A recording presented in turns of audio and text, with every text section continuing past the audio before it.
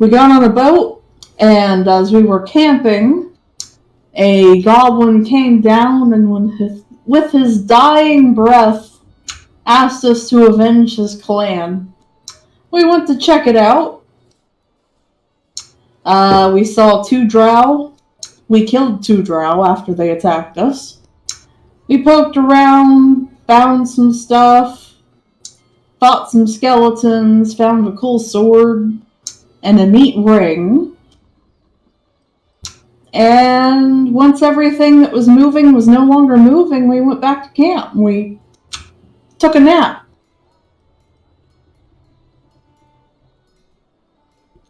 Very good. Well, we can start with an inspiration.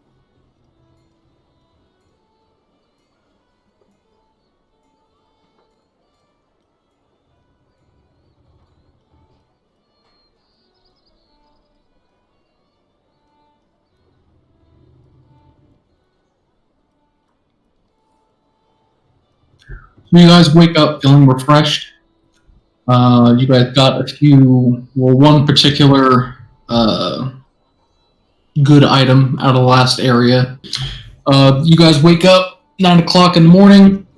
Captain wakes up all of the souls. All right, men, it's time to head out.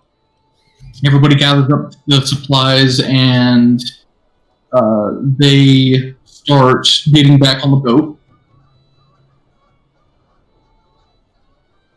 And as you all set sail down the coastline, it's a particularly harsh, windy day. And more than a few times, the wind is unexpectedly strong and actually almost manages to scrape the ship against the cliffs. Everyone's panicking at the captain, like, hey, what's going on? Ah, shut up, it's just the wind that's coming out of nowhere. I have to go out farther. And in one instance, it actually does snag the ship, and like it causes them to stop. Like full stop, like, all right, inspect that, make sure there's no hole. So unfortunately, you have to waste some time. Everyone's checking out the hull damage, see if anything, it's really just a superficial damage, but he swears he's not usually this bad at steering a ship. Uh-huh. I think Cal's more aerodynamic than this ship. Oh, what? I seen Cal's more aerodynamic than this here ship. Oh, what?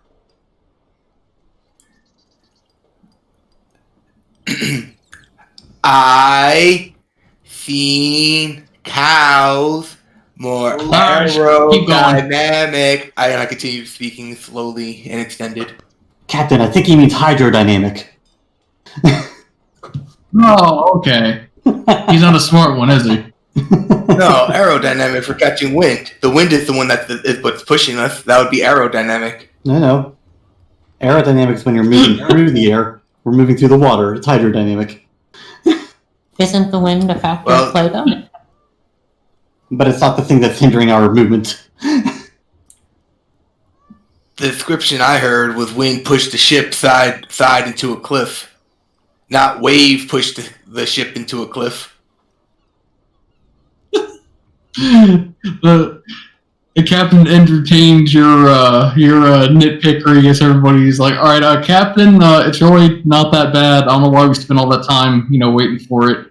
Can we go now? Like, yes! As soon as I'm finished proving my point to this young man here. Don't know dynamic arrows. Can we go? Oh, yeah, sure. So we sail back down the coastline, and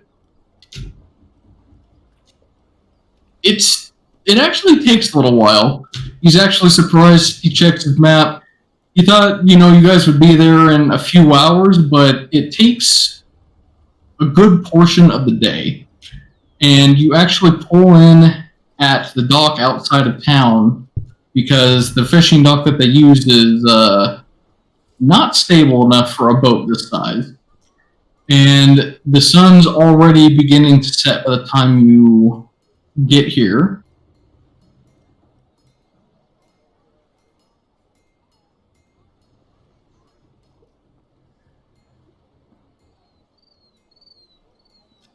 You come across a rather comfy-looking village here. You can see smoke rising from the city. People moving and talking about the village as they're moving about. You guys are not locked in. Should not be locked in. So you are free to go where you like.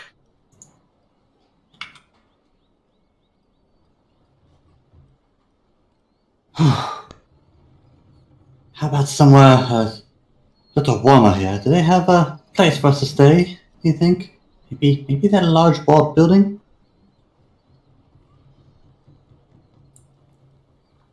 Oh, well, first you want to head to the Thirsty Serpent Tavern.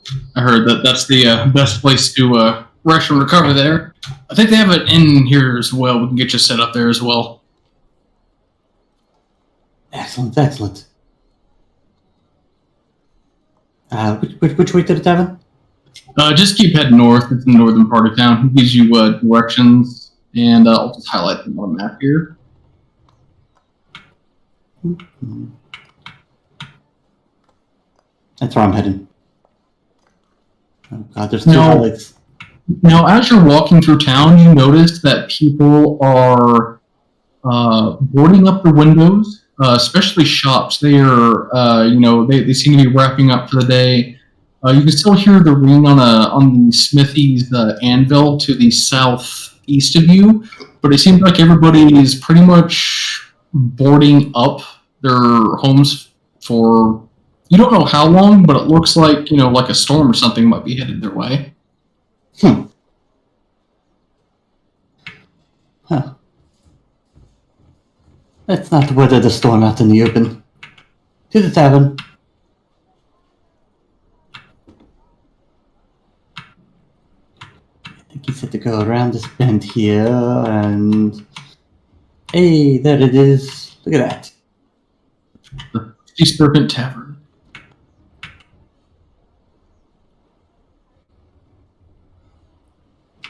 All right, I'm ready to get myself some hot cocoa or something. What cocoa? I'll improvise. Huh? Well, if they don't have chocolate, then I'll just have something else. What is cocoa? It's when you melt down some of that chocolatey goodness and you mix it in with some fresh milk. You heat it up real nice. Soothes the soul. Chocolate? You guys, the little dark things. you guys enter the tavern. It's a fairly cozy tavern. Has a stone hearth. It's fairly empty at this time. You see a rather flashy guy behind the counter who's he looks kind of bored. He's kind of leaning on it with one elbow, kind of idly drumming his fingers on the bar top, and he perks up seeing you guys come in. Oh, hey! Welcome! The Thirsty Hello. Serpent. What can I get you? Well, what do you have? Maybe something to warm the soul up. Oh, we got ale, we got soup. Don't want to work on too much at the moment, mentally, since the vigil's getting ready to start soon, so... But I'm happy to treat travelers. You guys are new here, right? Haven't seen you around before. Just came in. Let me guess. Kingdom paid you to come here? Yeah, there was something about the work being out here, and I've been working on ships my entire life, pretty much, so... Little port town, Oh, figured yeah, I'd give it yeah. a shot. Well, you'll definitely be a helping hand around here. A lot of people, a lot of fishermen are kind of too rough on the ships. I don't know if they're stacking their spears through their boats or I don't know what they're doing. Sounds kind of weird. You can't be too rough to the ships. But, I'll try to make a rip at the end. It's too bad that they just stabbed their ship, but, Well, we just had some wind knock our ship into some rocks. Nothing too bad, but that could be what happened to them. Yeah, there has been a sharp breeze earlier today. Kind of rustled the rafters a little bit. Nothing too serious. Is wind like that common around here? Well, in this Arctic climate, strong winds come down from the mountains. Hear it howling in the night, all that good stuff. Oh, I wish I could hear it in other places again. Well, the winds were coming down from the mountains, though. It'll push us away from the shoreline. These push us into it. It was a gift from another land, then. Be fortunate! Or feel fortunate, sorry. I feel fortunate that we made it here and didn't sink along the way. But ale and the scoop, if you would. And so, coming up. Anything else? I'll have the same. Meat Meat. and mead? I can do that. Would you mind if it was something small like boar bites? Or fine. I'll also Okay, take good. a bit of bread as well. And just gotta dip into the ration pile in the back. I'll simply have a drink of whatever they're having. I'll just have the soup. Oh, the soup sounds lovely, actually. Gotcha. He goes in the back. It didn't take him too long at all. Like 10 minutes tops, where he gradually brings everything out for you guys.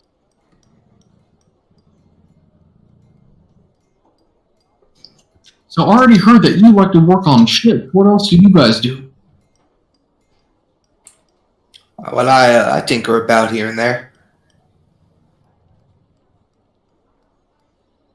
Tinker. That's a word I usually hear from gnomes. Well, that's might of where I've learned to do what I can do from. A little pat down secret between him and me. Oh, wait, really? You got gnomes to teach you stuff? Yeah, it's kind of a foxhole situation. Me and him were stuck in a certain thing, and it was team up or die, really. So, hang on. Your life was at stake. So, in that moment of harrowing defiance against death, he taught you arcane secrets of the gnomes?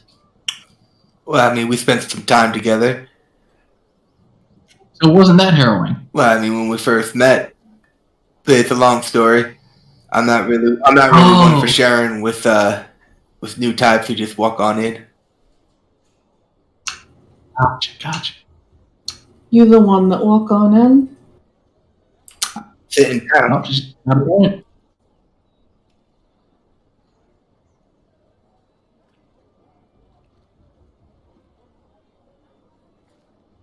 What about you, Mr. Mystery Masked Man? He looks at Raver. I help where it needs to be helped. I'm pretty good with my bow, so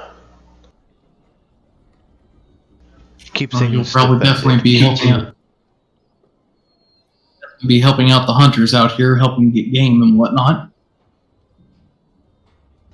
Can help somewhat in that line, but I tend to be more of a defensible person for keeping people safe.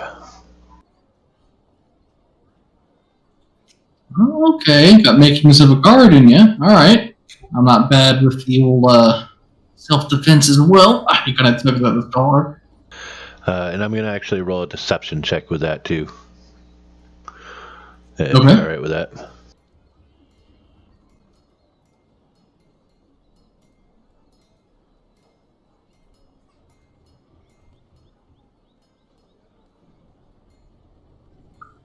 He didn't really see any reason to disbelieve you there.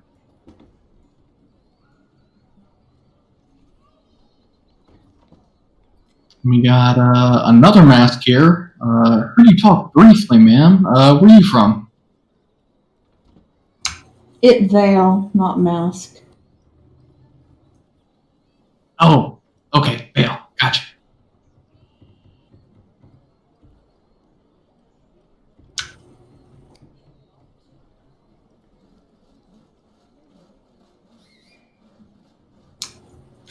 She takes another bite.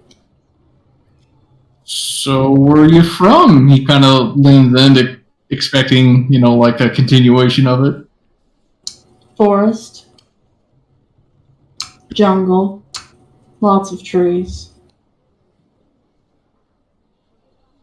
Ooh, like here locally, or like out near the Quebecian Kingdom? Very warm. Very nice. Wow. Were there lots of monsters there? Faye. I'm kind of like listening intently to this conversation.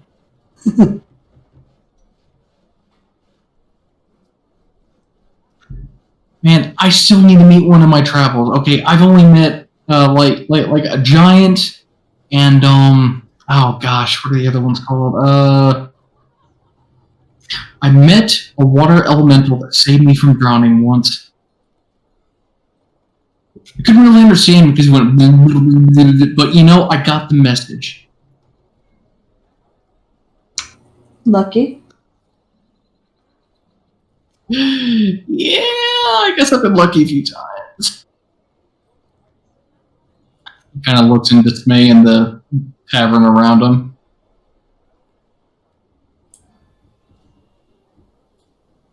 Well, you have customers now, so... I'm gonna be like, Yeah, you guys probably... from drowning. Oh, that's quite fascinating, actually. Yeah, wasn't expecting it. Just like, I wasn't expecting anybody else to come in today. Everybody's all frantically running around, boarding up their stuff. Why do they do that? Mm-hmm. Oh, well, the Vigil of Lights tonight, so everyone's going to be heading over to the chapel here in about an hour or two. So, if you got to do any chopping, visit the smithy, better do it soon. What is vigil? Oh, it's a ceremony we do once a year. That's, it's a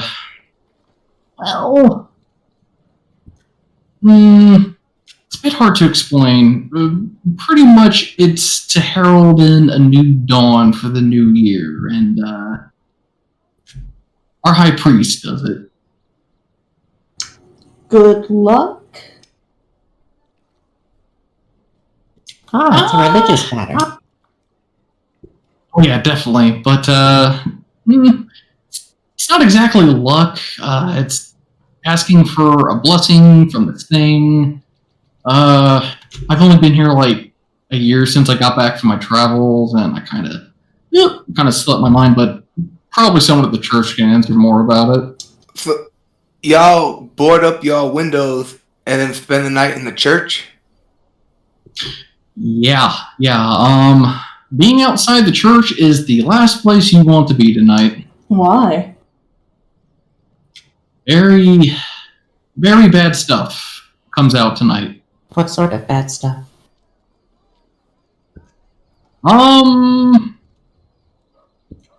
Well, you guys have heard horror stories before, right? Think of all the things that your parents told you to be, scared of. Kraken. Stuff like that. Sea monsters, of course, yes.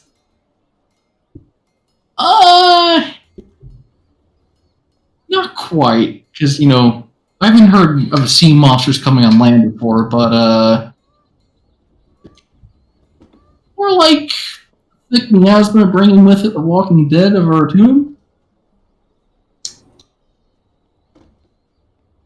Not hags. No. I mean, we have some elderly people here, but they're going to be inside the church.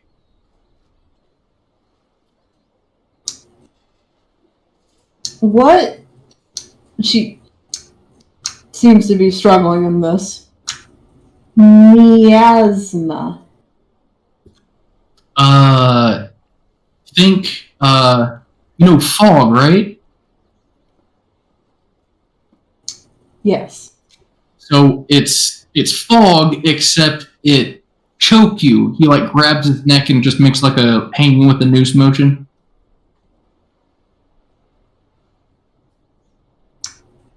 Oh, sorry. Still learning common. Yeah, I can tell. No worries. I could offer to translate if you like. I know a good bit of Sylvan.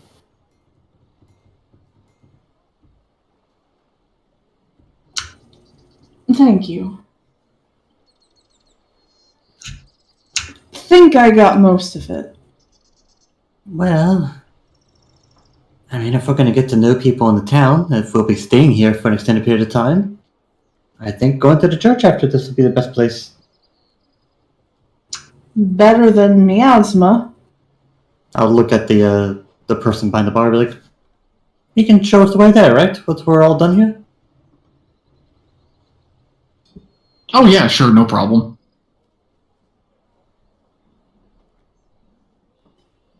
Well, I had you guys coming at the wrong entrance to the city. Oh well. It big, this church.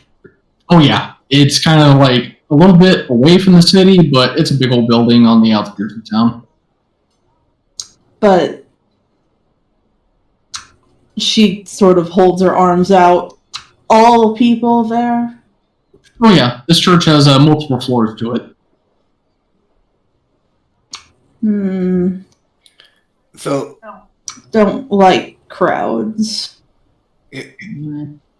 your church isn't in the village? No, it's a bit away. Why would they construct a church so far away from the village? He just shrugs. I don't know. I mean, it was built even before my dad here was born, so just where they decided to build it. You know, this place used to be Vicmordeer territory, right? Maybe special land? Yeah, could be.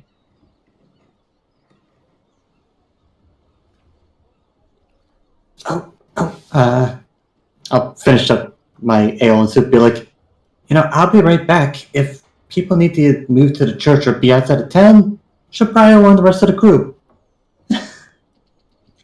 Oh, yep. That'll probably do it. I'll be right back. I'm gonna run out of town and weave between houses. And actually, the place where I had you guys enter the village from is actually the place where you get to the church from. Oh, so I want to go with the other way here? Yeah, that's fine.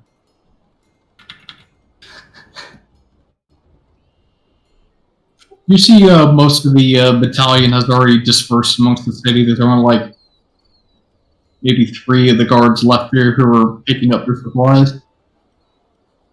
Is the captain still there? He is. I'll head up to him and be like, Captain? Hey, what's up? Just wanted you to know, and you can let the rest of the crew know. Apparently there's something going on in town tonight. They're boarding up and heading into the church. Something about a miasma that floats through town once a year. Tonight. Oh.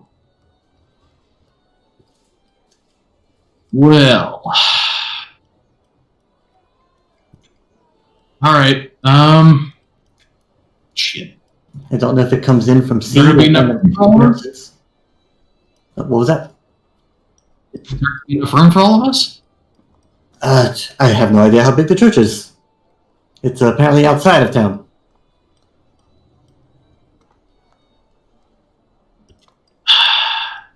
This village looks kind of big enough already. I think I'll have most of my boys spend the night on the ship afloat, and they can just come back the next day. It might be a good thing. If anything, you guys can board up below deck. Yeah. Well, thanks for the warning, though, miss. Anytime. Don't want to see good crew get lost, so. The best.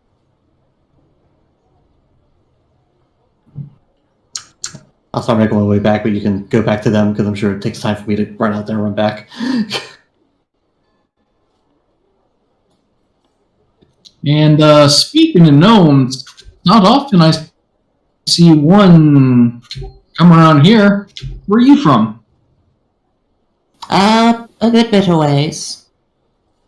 The underworld, actually. The underworld. Oof. Like, are we talking about religiously or geographically? No, geographically.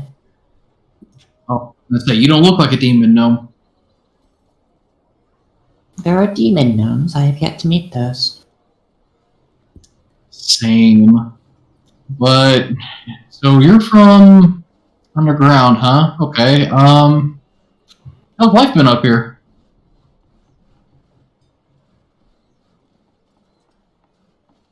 I've only been among the surface for a few months now, actually. But from what I've seen, it's considerably safer.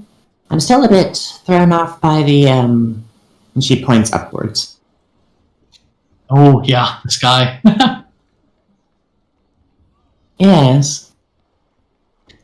Yeah, it's a great thing to look at whenever you're traveling, especially at nighttime when the stars come out. Ah, beautiful sight.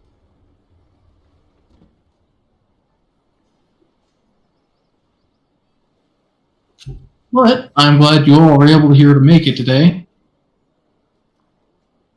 Well, before the nightfall sets in, at least. Should have waited a day. Well, there's probably no way you guys could have known what's been going on, so... You think they would have put that in the brochure when they told us about moving out here? You know, a little, by the way, once a year, deadly fog rolls in. I imagine if they had warned people, then fewer would have come.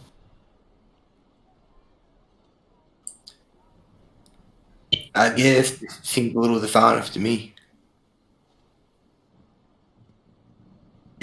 Well, I'm sure.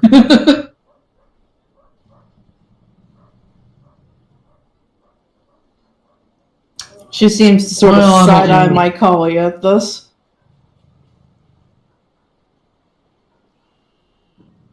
Well, I don't know what the way that the Klevekian kingdom is telling everybody about this village, but everybody knows this is an old enemy territory, so that naturally is going to make people uneasy. And I know that they do not tell flattering stories about them, so, yeah, I can see why they wouldn't bring it up. Or I don't think we even tell people that come here, because, again, it only happens once a year, so there's really no reason to bring it up. They say, go there, pay you 100 gold coins. That's about it. Yeah, that'll set you up for a good while. Shoot, I would have taken it. I'd love to be paid to travel, but no, I'm stuck here.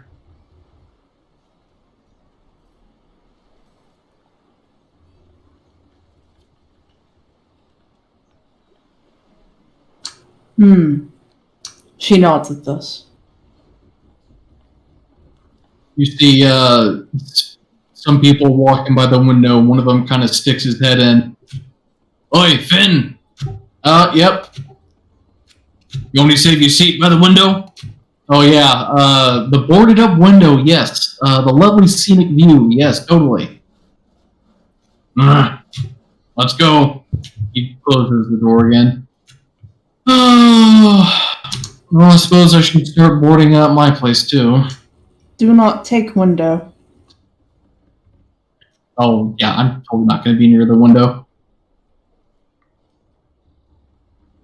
Most dangerous is by window. In other circumstances, it'd be the best place because quickest way to escape, at least on the ground floor. Not from miasma. Oh, yeah, no, for sure. But from one adventure to the next, it always helps to have a backup escape plan. And a backup.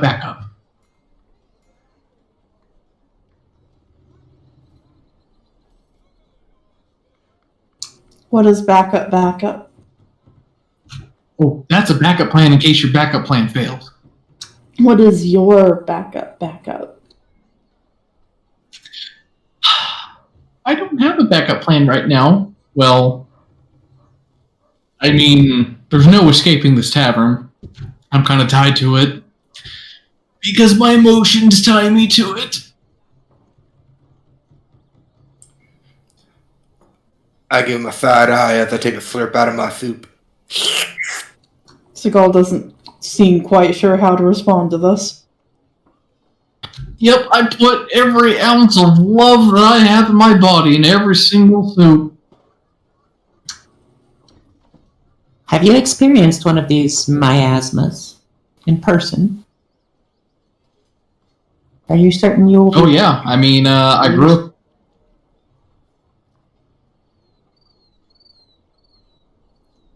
up here, so yeah, it's not my first vigil. I've never seen outside when it happens, but I've heard outside, and it's definitely not a place I want to be. Stay inside. Okay. Yeah.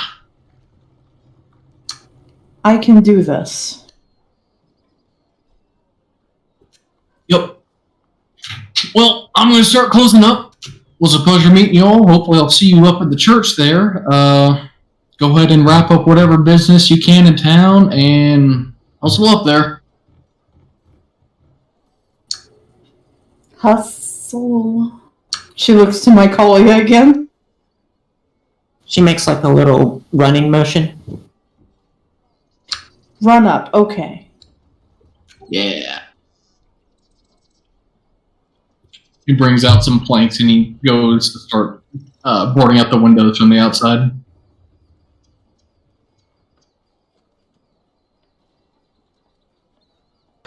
Raver will go ahead and take the last bits of his soup and dunking the bread into it. You actually notice him kind of slide the mask just slightly, but not enough to really see anything beyond it. About the same way Seagal's eating.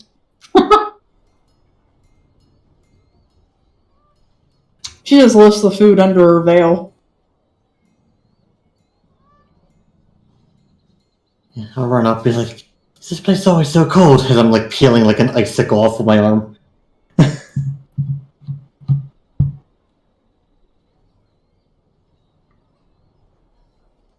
Oh, apparently we have arrived at Winterfall, so...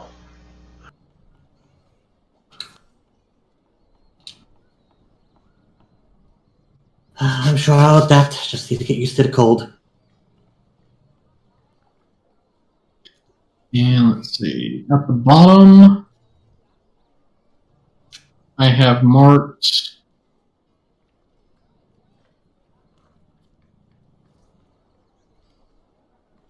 the blacksmith, an eatery, and a general merchant store for any last minute things you guys would want to do before heading up in terms of shopping. And we're in an inn right now.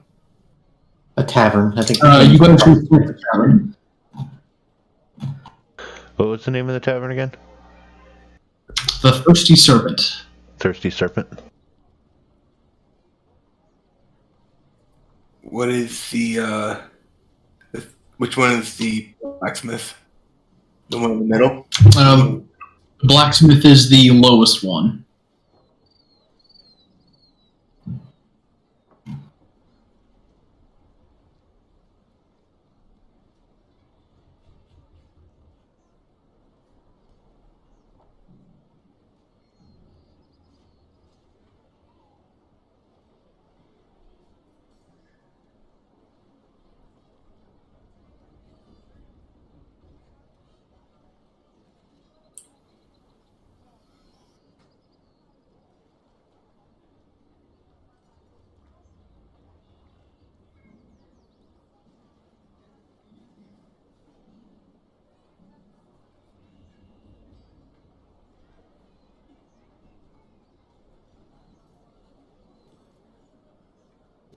All right. So what you guys doing?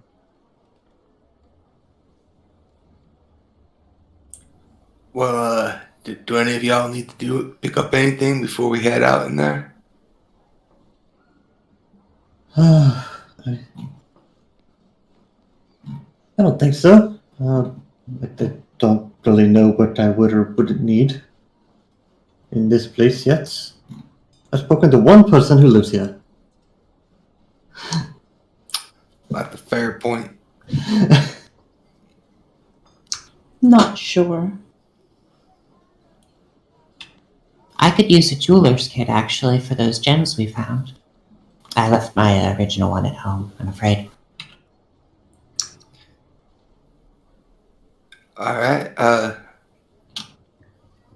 well, I reckon the shopping district was down south more, so maybe we should head on down there and see if we can find one for you before they all close. Maybe get shield?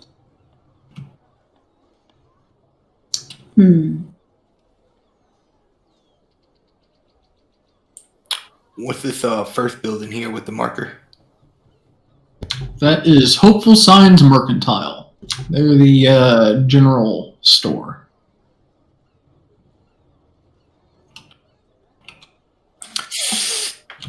Do they have tools like that we're looking for, the jeweler tools?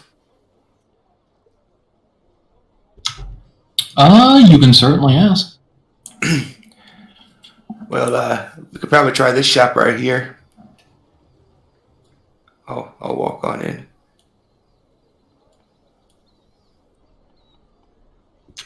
You walk in and you see a gray-haired human man who's kind of on the short side, and he just gives like a slow nod to you as he's busy putting some key things away in a box. And you see about the shop, almost every single item in the store has a small note in front of it. She squints down at one of the notes. It is written in Clavic Common,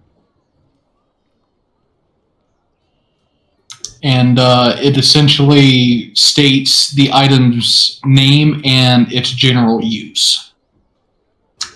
Can't read this.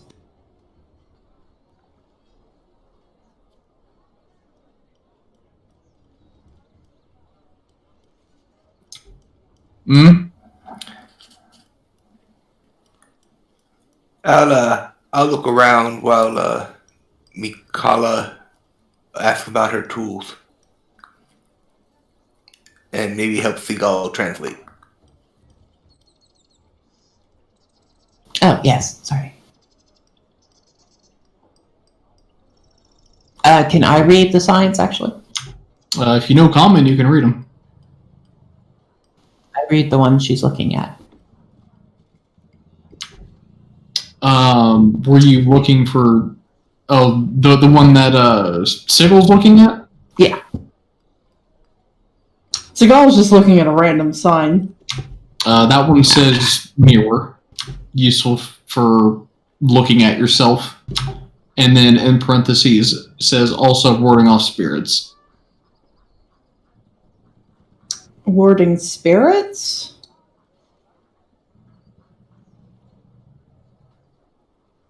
Yeah, and as you look around, like you see some stuff that that you would find in like a general store, and then you start to see some things that are kind of off-putting. There's some things made of wood with odd faces in them. Some items that have some animal parts in them, like a necklace with what looks like a large tooth strung through it. You see a little bit more charms mixed in with the general supplies. There it is. I'll walk up to the person who, I guess, looks like he owns the place and is putting stuff away. Hello there. He turns to you and just gives a small, kind of awkward wave. What we're all new in town. I'm sure you could figure that out. Well, yeah, I already heard that everyone's moving to the church here soon, but just wondering if maybe there's some last-minute purchases. What would some people like us maybe need if we're going to be staying in this town for an extended period of time? He kind of looks around, squinting, and he goes over towards the left wall and points at a pair of spiked shoes on display, snowshoes. Kind of gestures to the note in front of it.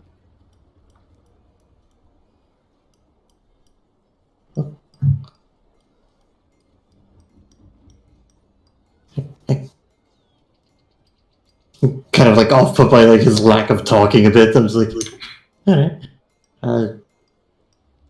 Do you have a name by chance that we can call you? He gestures to a name tag that's on him, but the top half is unreadable by all of you, and then the bottom half, in kind of like a awkward scrawl that is written by clearly someone who doesn't have very much experience writing in this tongue. Dedumo Short Tree. Dedumo.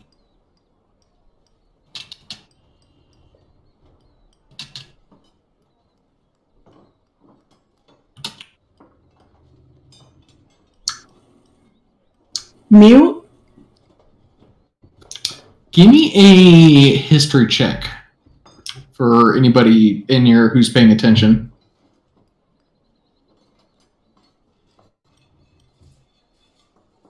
I mean, she'll ask that out loud, too. She's genuinely curious.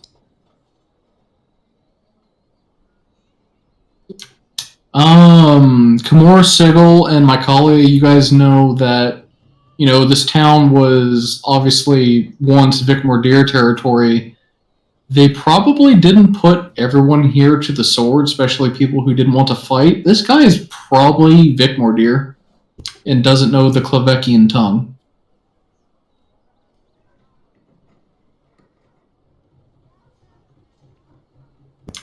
And you also know that the charms that are about the store, they also very closely match the overall nature and what's the word I'm looking for? Cultural significance in regards to charms and burying the dead and whatnot.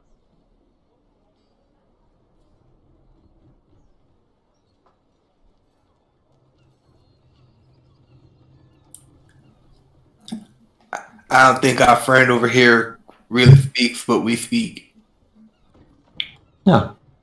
Well, seems to understand. It's just fine at least, but I mean, that's all that's really needed.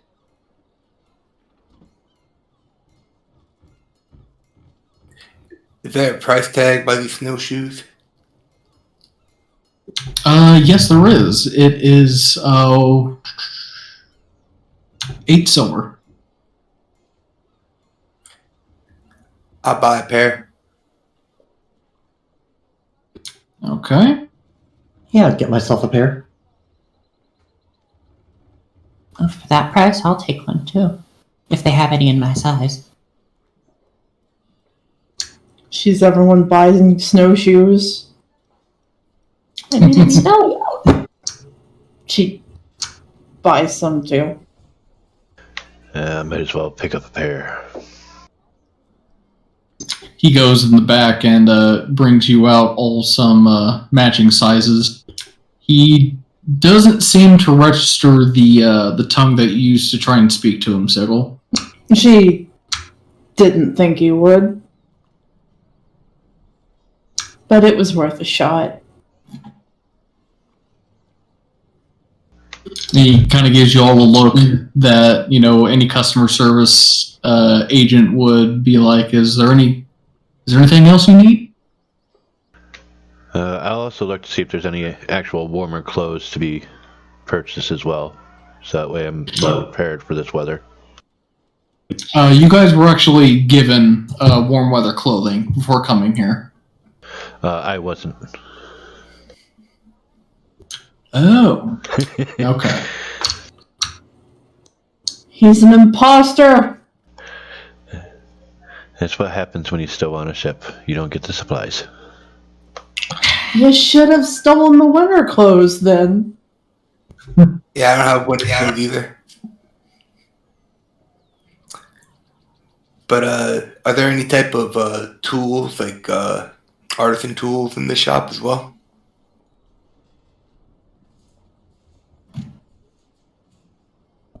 Is there no... Do I have that book loaded?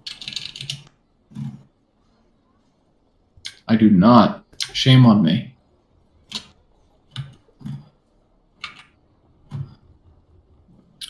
Do you want us to just put on some traveler clothes and make it winter?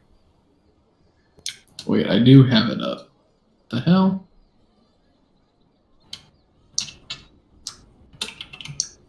We just might not have it. Yeah, I'm not sure that. Yeah.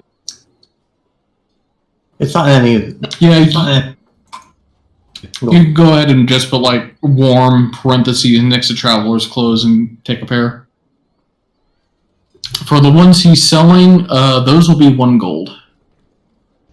All right. And how much for the boots?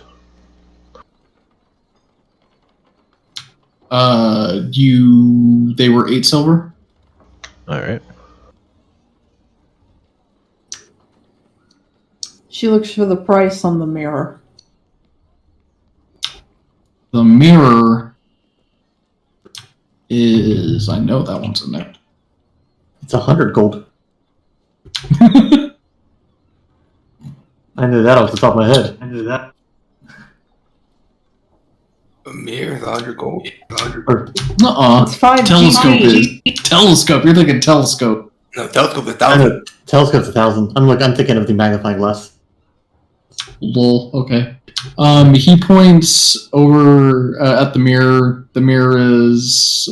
this place is not a wealthy town. 2 gold. She was intrigued by the repel spirits. She buys it.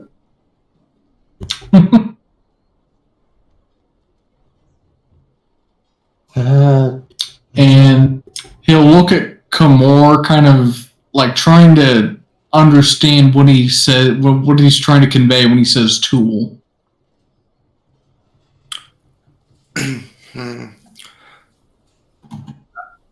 She holds up one of the gems actually, and like points to it. It says tool for this.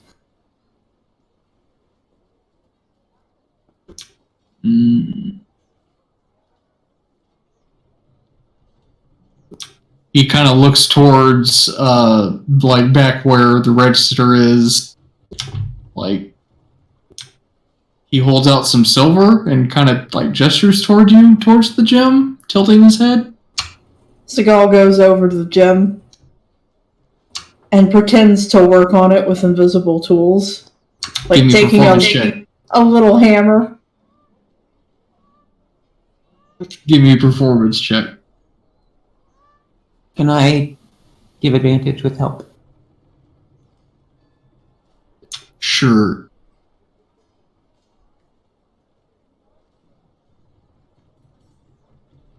He sees you start to work on him, and his eyebrows kind of go up as he points and then nods rapidly. And he goes towards the back shelf where he keeps tools at, and he brings over a small kit.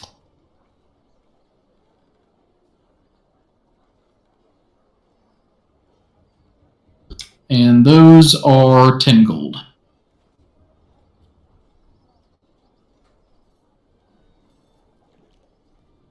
Ah, those will do lovely. Thank you. And she like bows her head and gives him the money.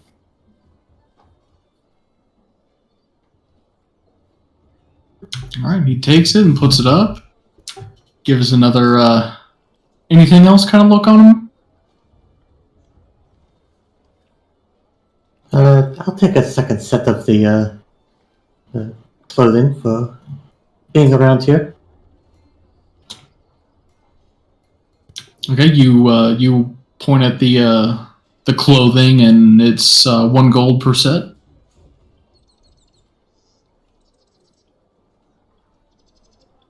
And I'll pass over the gold. And I just kind of like look down at the clothing I'm currently wearing now, being cold weather clothing. Just kind of like it's a little damp. And I was like, yeah, I'll probably have a second pair so I don't freeze extended periods of time.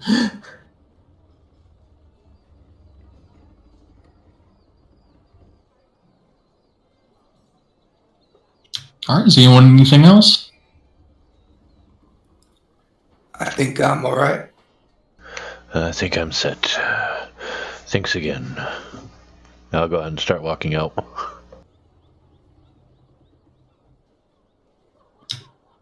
Gives a small little bow of his head as he goes back to packing up his box.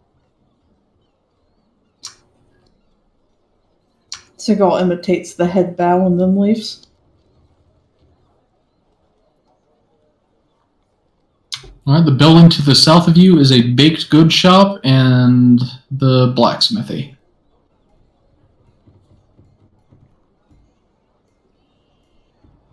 I wonder if the blacksmith has any armor.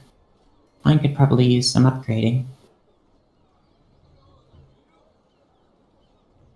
Well, should probably hurry if you want to get there.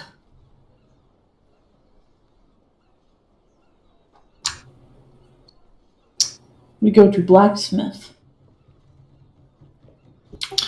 You guys see a dwarf who is busy packing away his tools for the evening, though the flame in the forge is smaller than what you expect. He looks like he's getting ready to let it die out for the evening. Mycalia, give me a perception check.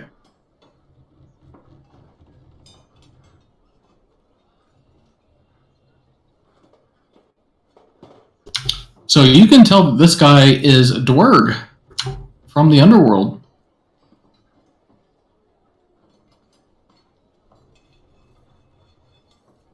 Ah, hello, friend. What was it?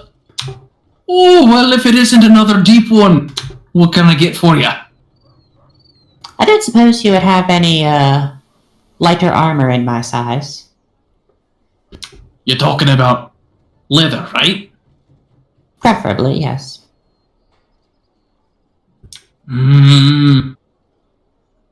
Let's see here. Goes around the side of a shop and back inside.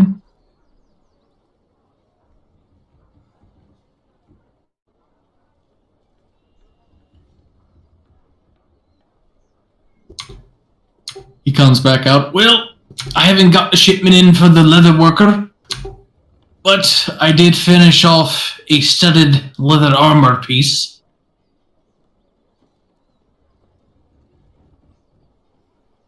It's about the only type of light armor I got right now. He sends his leather pieces to me and I stud them up for him. Oh, that will do nicely, actually. Oh, see, that doesn't count against my druid anti-metal thing, does it? No, it's fine. Okay. And what about all the rest of you? Anything else while I'm out picking through my wares? Shield. Shield. I know I got one of those. How much do I owe you, by the way?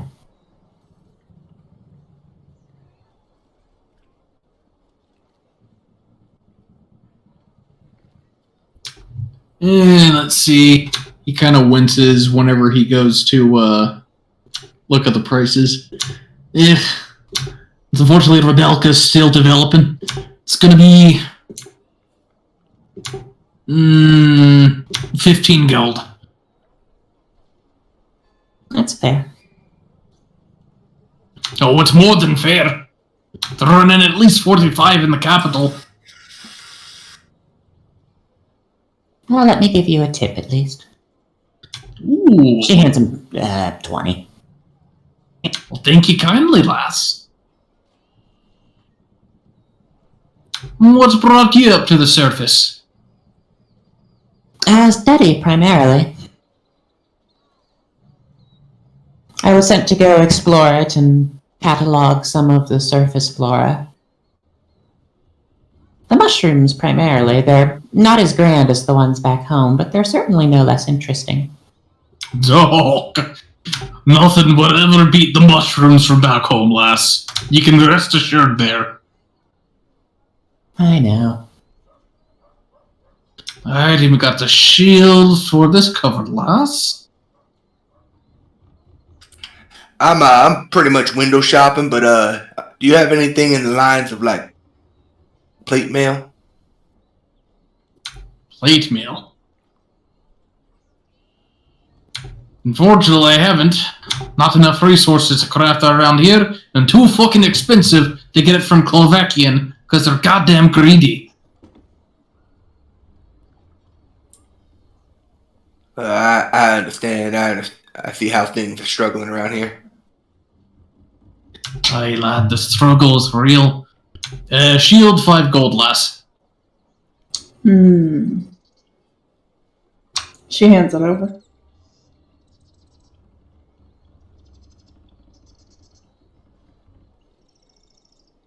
Alright, anything else? Any weapons?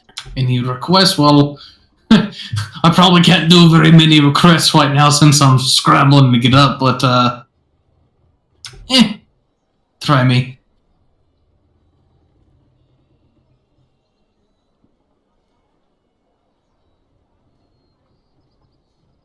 Does this place have a name on it too, or is it just blacksmith? This place? This is just called Corin's Forge.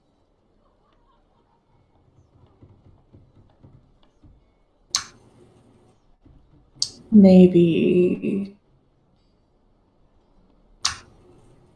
blade you strap to arm? A blade you strap to your arm. Like claws. Ooh. Claw weapon, eh?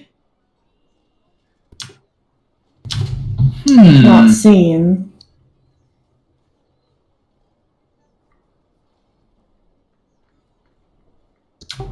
You know, I wonder if he left it here on purpose. Let's see here. He goes back into his smithy. You hear some rummaging around, some metal, some swearing in Dwarven.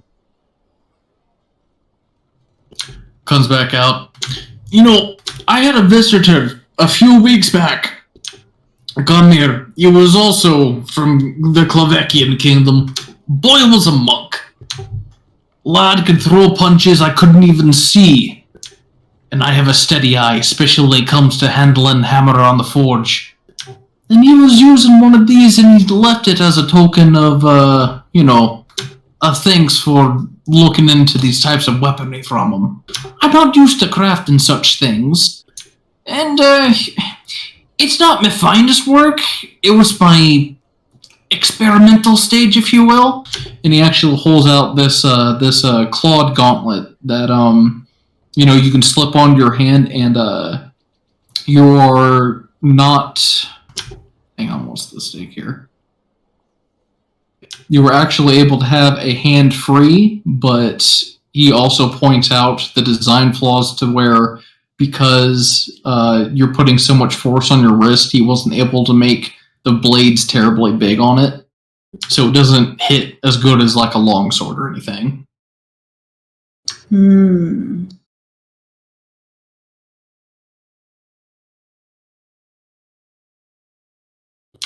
And if you're wanting to, apologies, I only had enough time to make one. Because, I didn't want to make a set without knowing I could actually get a feel for it,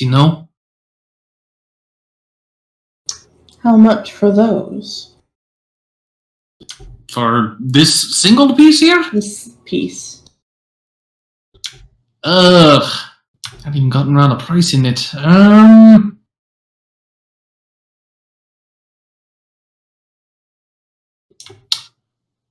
how about... let me check what this is.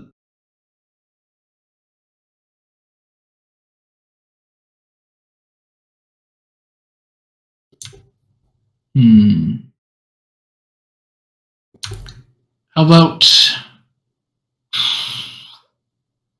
13 gold? Unlucky. 12.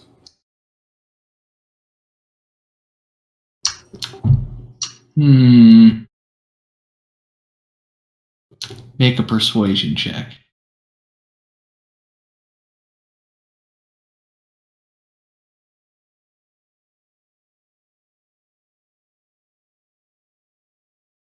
Damn it, I keep forgetting I have guidance.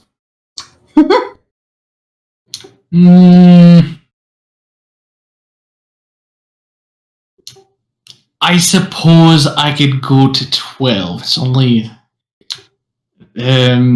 nothing. Yay, sure. 12 gold.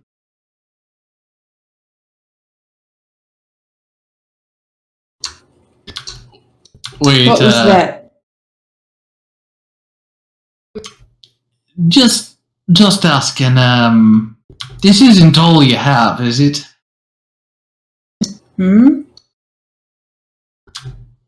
Is 12 gold all you have? No. 13 is unlucky. Wait, what? Never heard of a number being unlucky. Yes, unlucky.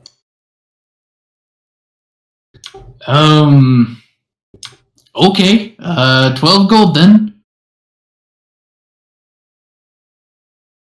She'll pay him the 12 gold. I was about to say you're a bad haggler there. But if it's an odd reason like that, I suppose I don't mind dropping down by 1.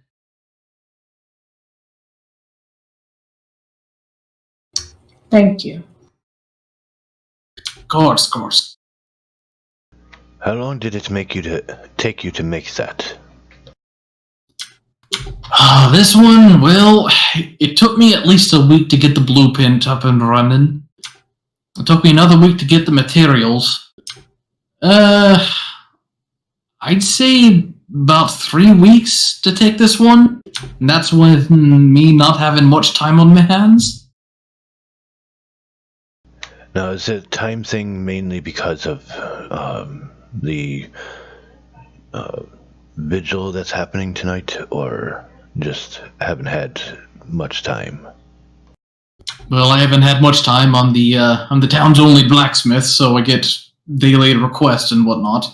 The past few days, well, back when I made this, there wasn't terribly much I was needed for, so that's why I indulged myself in this little project of mine.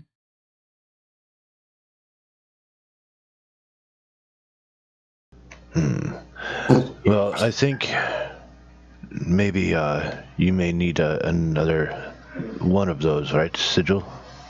Or Sigal? Could, but have sword for other hand. It very light sword, despite being big.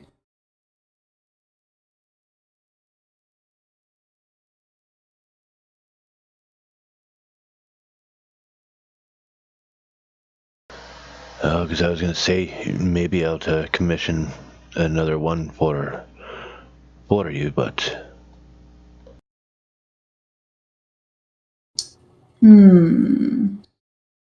If you end up liking it, like, go ahead and give it a test feel, and, give me feedback on it. See if there's anything I can improve, and if you like it, sure, I'll make you a matching one if you want.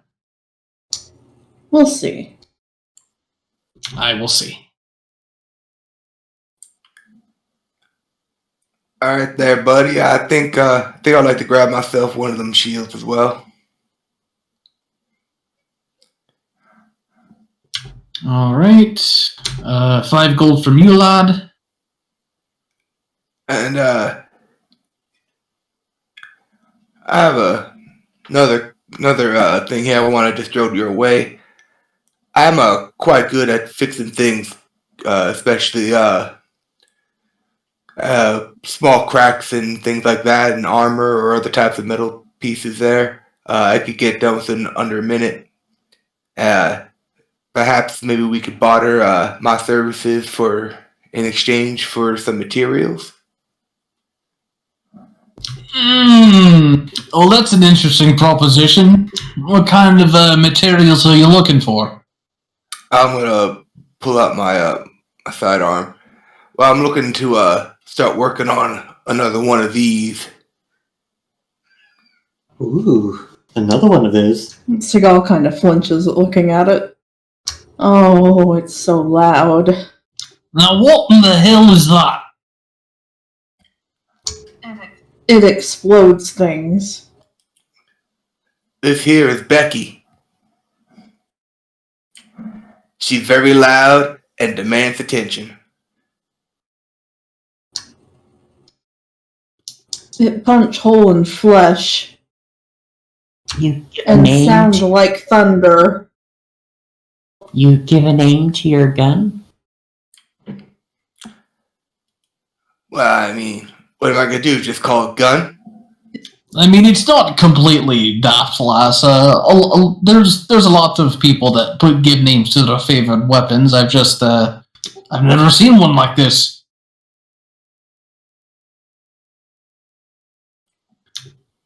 Hate it. So, what kind of materials does that use? Well, the main thing I'm gonna be needing is metal that be durable enough to withstand somewhat of a small explosion. Some would say. Also, be able to take some heat without starting to walter, change the shape of the barrel or any. Well, steel, iron's as good as any. Well, iron has rusting problems, so steel would probably be the best bet. And now I'm gonna need it durable enough to block a blow from a weapon if needed as well. Yeah, what? Basically, this piece of metal is going to be hollowed out, so I want to make sure the outer coating of the metal is a little more stronger, a little tougher. So if a blade was to come in contact with it or something like that, it wouldn't risk damaging the barrel at all. I mean, you're asking for some adamantine for that kind of thing if you don't want the barrel to be damaged, either that or a magical enchant of some kind.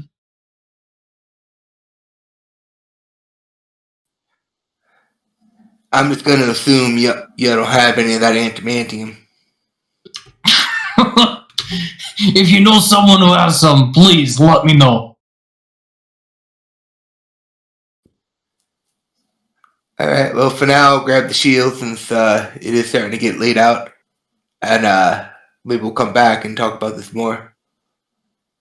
Sounds good to me, lad. And I'm looking about hearing about more things about that contraption of yours.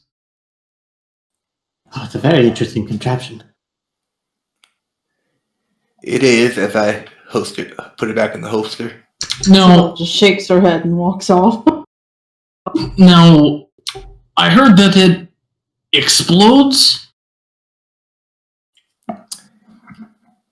It's can't be given away how it's actually made. The secret was passed to me in trust. But yeah, the best way to explain it is a series of explosions will take place next to and near the hollowed out piece of metal. Well, I can tell you as a dwarf that if you're messing with explosions, there has to be some kind of chance that thing's gonna, well, implode on itself. Am I right? I have ways to work around that. Alright, well, in the off chance something does happen to it, do you want like a a backup crossbow or anything? Does it even take ammo? It's capable of taking small projectiles that I'm able to launch out of it. Well, if you don't need anything else, that's fine. Just thought I'd offer. Can I ask you something? Aye, sure, lass. You have a sword for a sailor, something light, like a cutlass of some kind. I got a scimitar. More or less be a cutlass, but could shave it down into 140 if you want. Yeah, sure. Take that. All right, one moment. Let me just file it down here. He goes to his... If you don't have time to do it now, I can do it tomorrow. Oh no, grinding won't take very long at all. Just don't stare directly at the blade when I'm doing this. He puts on some goggles and he fires up his grinding stone and grinds down the thick heft of the scimitar down to a very, very respectable looking cutlass. Nice.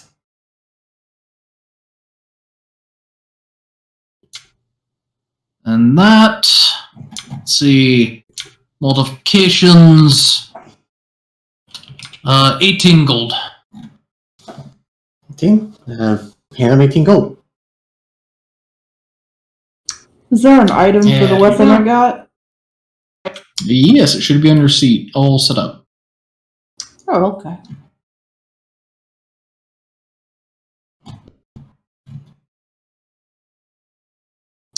Finesse light.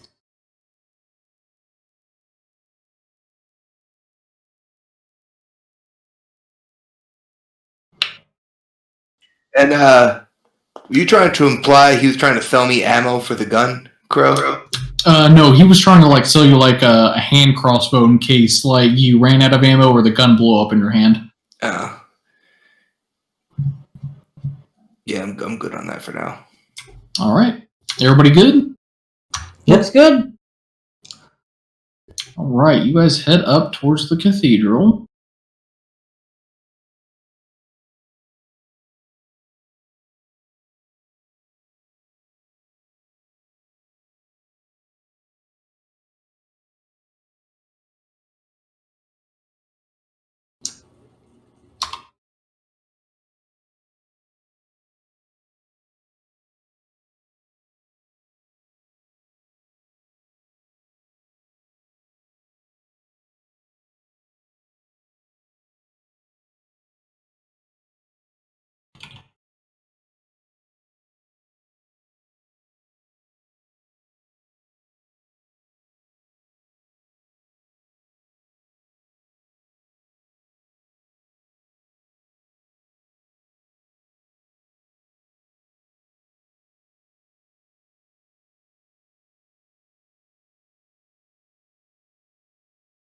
All right.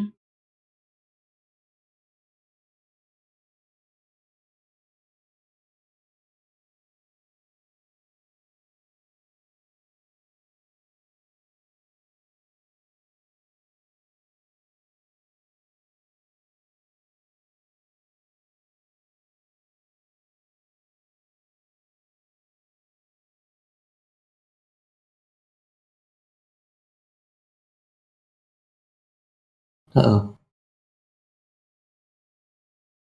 Oh, is that the orchestrion? Groovy. Yeah.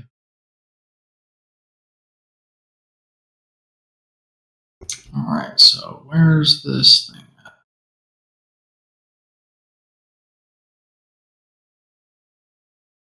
I don't know if you know this, About but I 10 can move your tokens.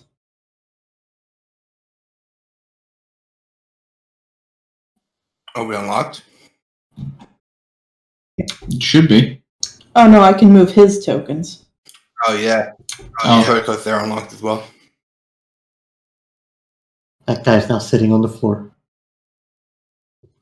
So about 10 feet on from the entrance, by an open pair of finely carved wooden swing gates depict the rising sun. An imposing man greets each villager with a personal message or a guiding and assuring hand on the shoulder. As you get closer, you hear phrases such as, "Evening, Mayor," or "Light be with you, Igor." He gives you a beaming smile, not usually associated with pretentious events, and says, "Well met, friends, for we all such tonight. Find a place to sit and enjoy the service. Today's dawn heralds new events for all of us. Yuri, seats for my compatriots." And at this final call, a man looks up halfway from down the cathedral and beckons you forward. Oh god, I didn't have him set up.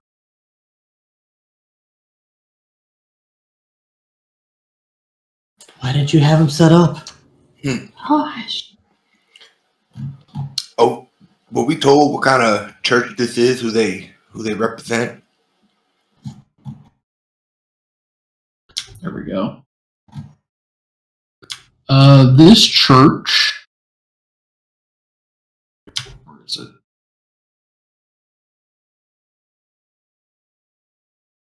They told me over here.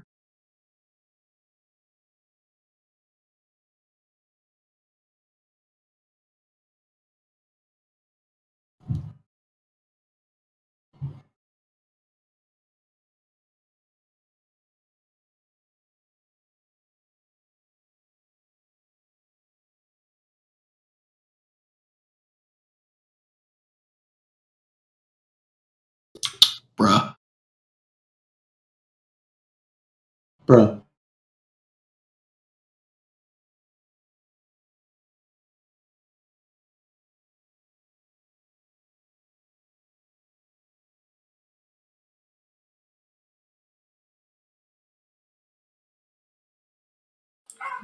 Y'all ready for the sleepover here? I wonder how this works. Looks like there's a service first. This. I look over at Makala. Can you help me out here? I do not know how to translate it. The religious event.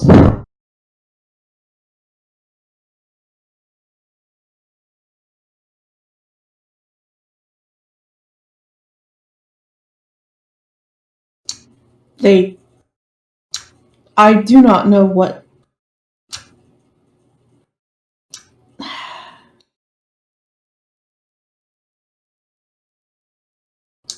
Ceremony this is.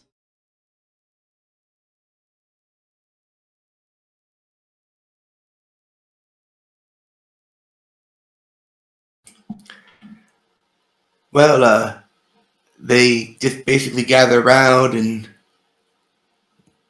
lead man up front will talk about their Lord and So from what you have gathered, that these are still remnants of the Vicmordir influence, and they worship the sun directly. You haven't heard it referred to as a specific named deity before, other than just the light itself or the dawn.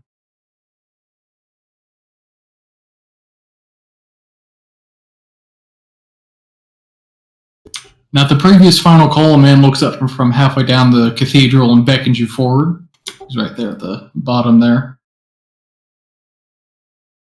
"Oh, yes, right this way." Old man kind of hobbles with his cane as he's gestures to the middle pews here. And we also have two up front if you want a front row seat of the service as well. I don't mind that. Take a look. See what's going on up front there.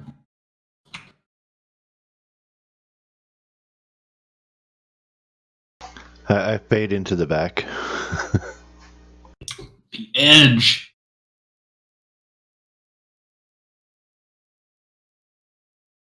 This music here.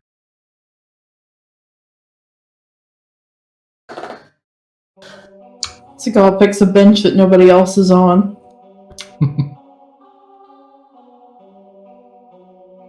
She lays her stuff all around her so that nobody can sit by her either.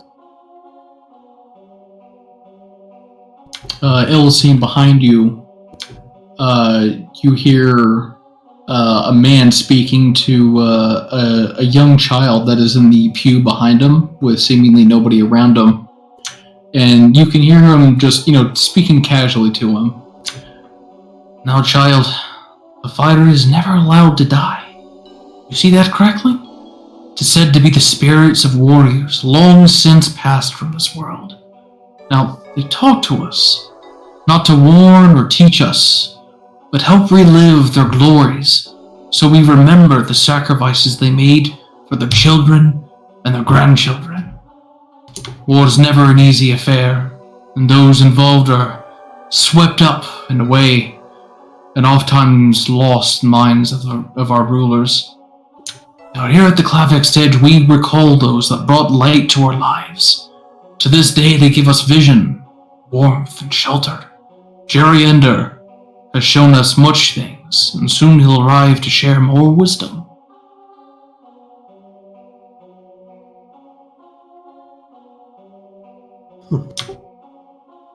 Kind of listen in and kind of just turn my head to the side so I can kind of hear a little bit better what he's telling the child, but also keep one ear towards the front.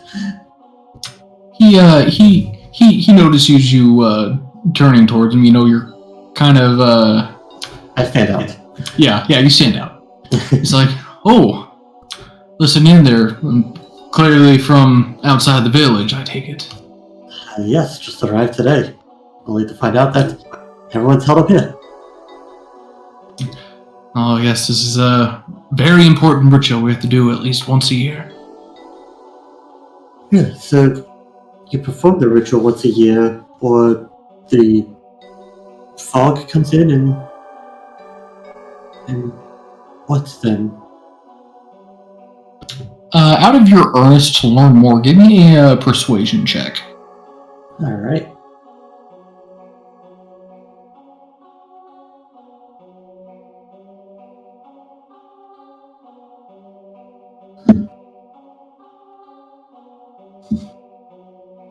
Well, so there's some history behind this one. See, Joriander is the high priest of the Rybalka Cathedral, and he venerates a rather distant god of war, yet is tolerant of anyone's deity if they show the same respect for what others believe in. Now, tonight is the longest night of the year, and the Vicmordir that originally built this village held a ritualistic ceremony on this day to ensure that the light returned after the darkness reigned.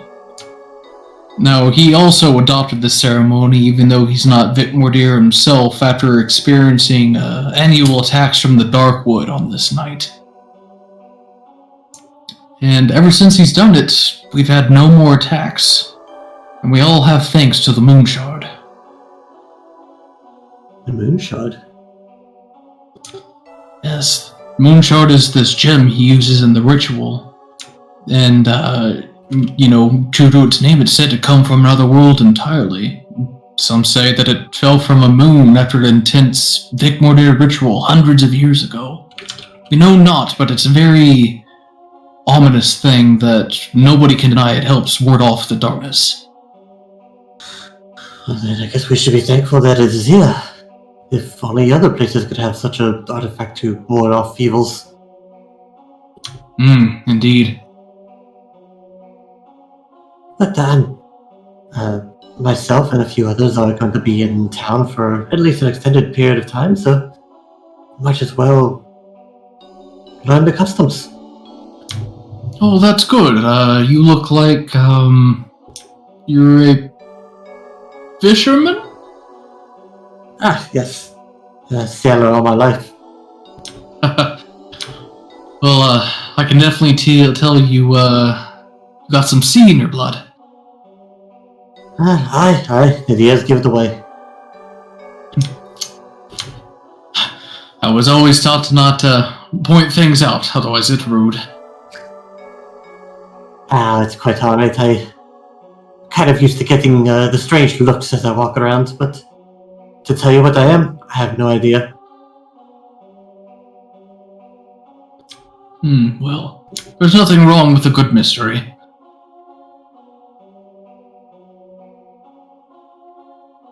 Aye. But, yeah, let's see what this is about, and I'm sure we'll see each other more staying in town. So, The bishop at the front looks towards the upper door here as a very ornate man steps out.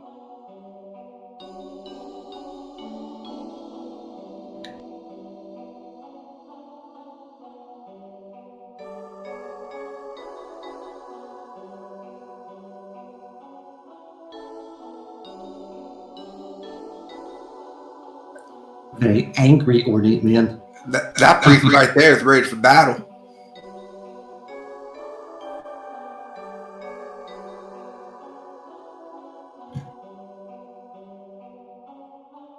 Once at the front of the cathedral, he pulls a large wooden torch from a wall and uses the large brazier on the plinth to set it alight. It momentarily glows as brightly as daylight, and everyone within the hall appears warm and comforted. The high priest chants a prayer, and all the villagers join in.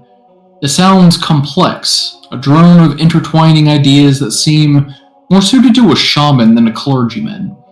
And after long minutes pass, the chant fades and the silence hangs heavy in the air. Then Joriander unclips a small wooden box from the back of his armor. The box is finely carved and looks quite old and worn. As he slowly lifts the lid, a dark gray stone begins to shine like a crisp starlight, followed by a pulsing, blue-yellow glow which envelops his face. Children in the crowd gasp out and call out, "The moon shard!" But they're hushed quickly as the high priest raises the small, glowing rock carefully from the box. Holding it high for all to see, he begins to call out words in a mystic language. With each powerful word, the moon shard grows brighter, the air humming with energy. The crowd of villagers parts as Jariander walks the aisle, continuing the ceremony.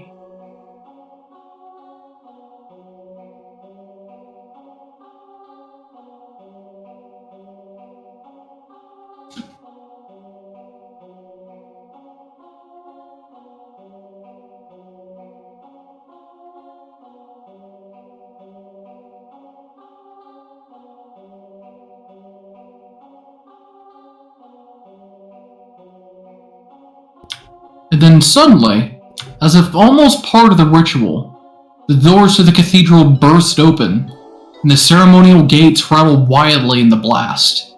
Two men appear, weapons on their backs and dressed in battered armor, staggered into the room, each carrying a badly injured individual.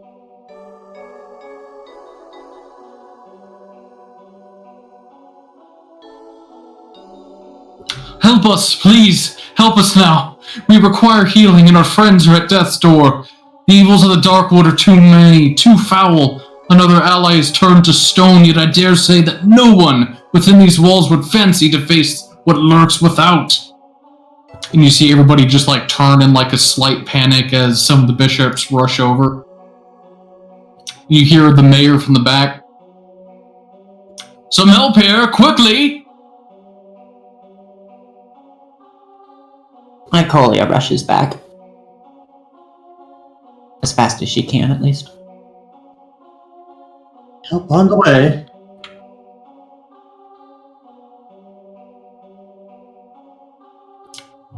Alright, you can see the clergymen are tending to the two men who have been laid out on the floor. They're trying to assess what's all been going on. For people helping, feel free to roll a medicine check using intelligence or wisdom, your choice.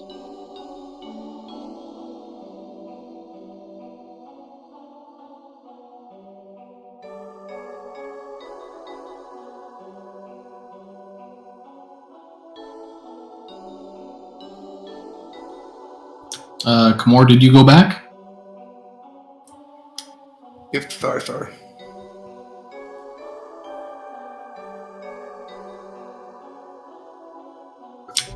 Kamor easily points out on one guard, well, this guy has taken an arrow to the side of his neck.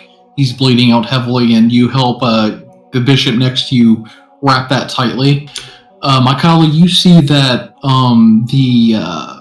the guy up top, he has wounds that are fresh. There's nothing sticking out of him, and you can see this discolored splotch on his shoulder where something clearly foreign has entered his body. And it's very difficult to see, but your areas of expertise with medicine, you quickly point out that he's been poisoned by something. And she thanks you when she pulls out some anti-venom and starts treating the wound.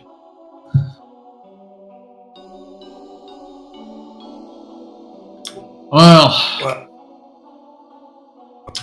thank you all for assisting with this matter. I'm not sure if everybody here was able to treat such on-spot recovery.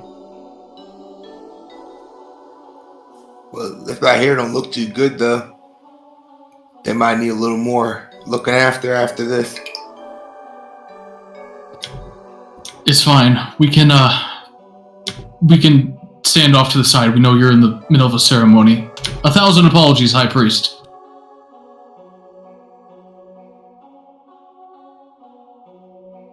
I look back at the High Priest. How's he looking? He looks concerned, but, he sees that, everything's being taken care of. And he goes back to start the ritual again. Meanwhile, the guys who came in, they're shuffling off to the side here.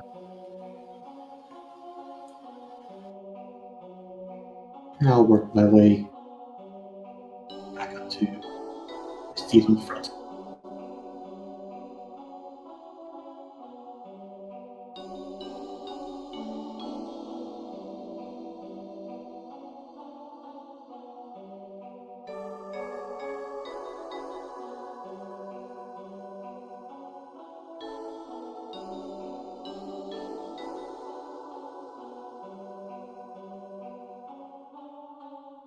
Okay.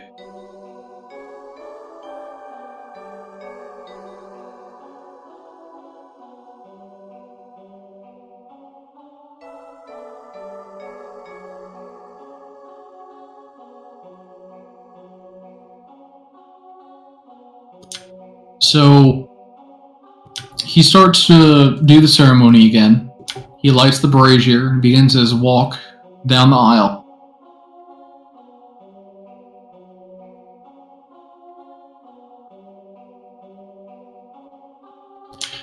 He gets about here when the doors fly open again, and a sudden snowstorm has blown in, dumping yet more thick white flakes over the small village. And this storm, doubled with winds whipping from the lake, makes a lot more noise, but it's drowned out by a loud ruckus made by a group of what seems to be hunters swirling into the building. Torches aloft, the crazed hunters begin to set fire to the fabric, chanting, "Let light come to us all! Drive off the darkness with the light of the heavens!" Another calls as she encourages flames to ignite a hanging tapestry. What in tarnation are you doing? We're going to roll some initiative right now. I mean, just come in and close the door. You'll warm up soon enough. You don't need to start all these fires.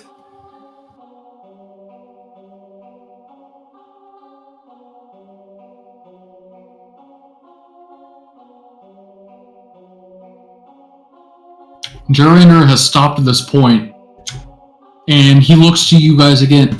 You there, please help. These are good men and women. They must be under a curse's influence. Please stop them, but do not do any harm to them.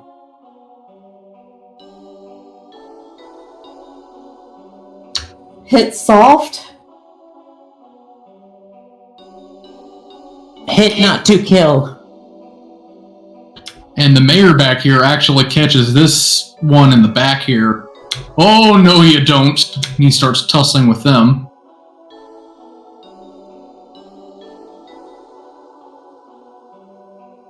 Sounds scuffling there. Oh, that was that guy. This one starts to set fire to this tapestry up here as his action. Yeah, his action. I call ya.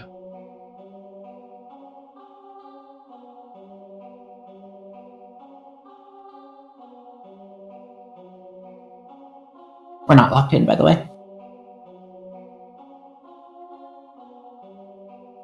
There we go.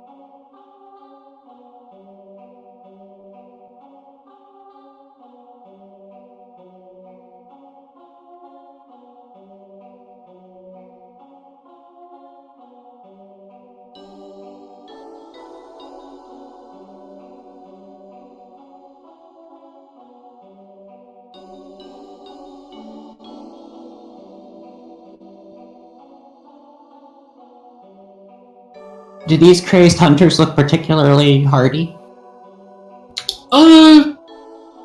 I mean, hunters by themselves are, like, hardy themselves, but aside from being a bit, loose in the head, they don't look particularly special.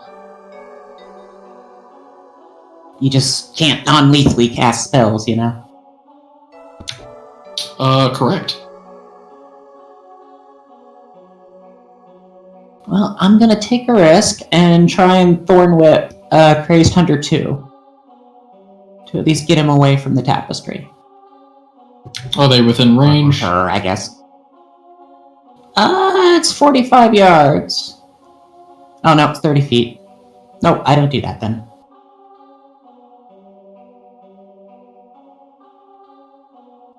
Instead, I will take the dash action.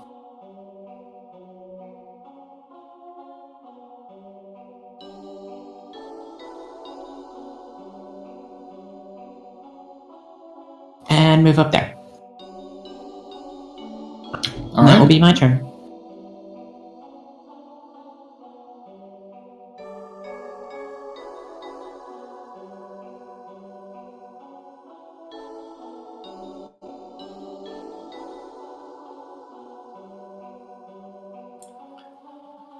I'm gonna hop off this here stool-like thing and run around our little dwarf friend, or my little gnome friend. Run past this aisle here. Excuse me, pardon me. Love your hat. And I'm gonna just get right in this guy's face. Hey, now y'all shouldn't be doing that. And I'll pass my turn trying to persuade him.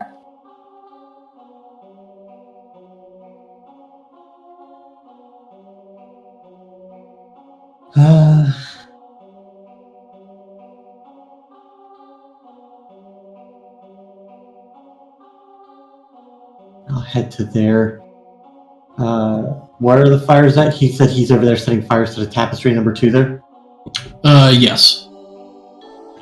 Has number 7 set fire to anything?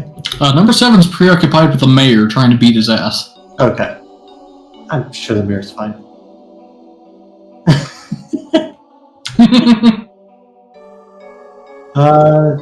Here. I mean, I don't know, that mayor looks pretty tough.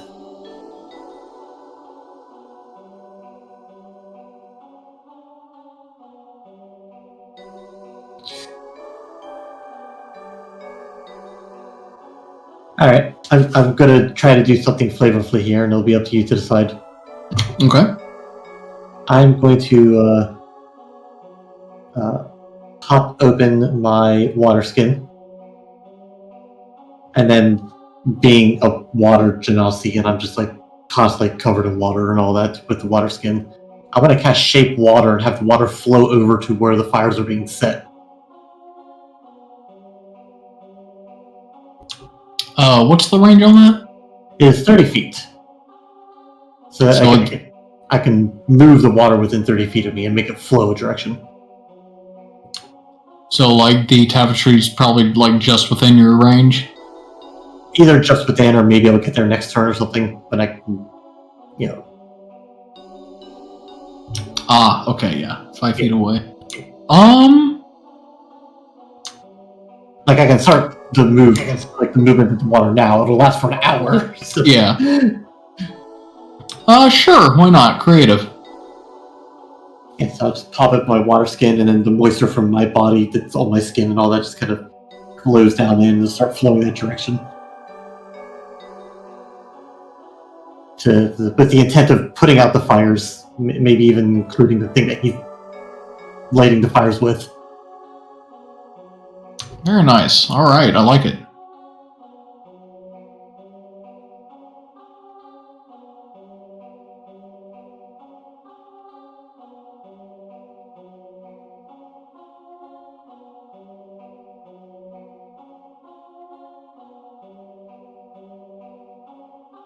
Soft hit.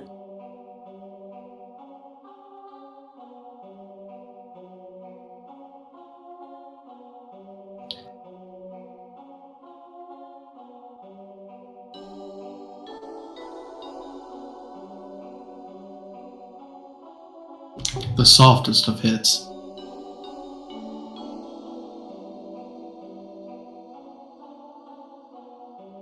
So soft it didn't hit. Did you want to be reckless about it? Oh, yeah, I forget that's a thing I can do now. She just No. she just caresses him with the blade.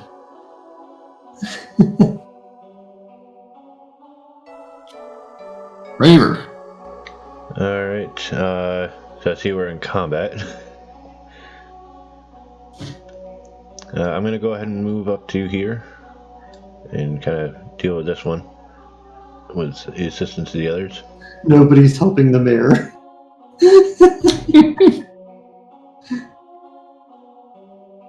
He's just gonna get his ass beat. I'll go ahead and pull Grim and take a swing. Soft hit? Soft hit.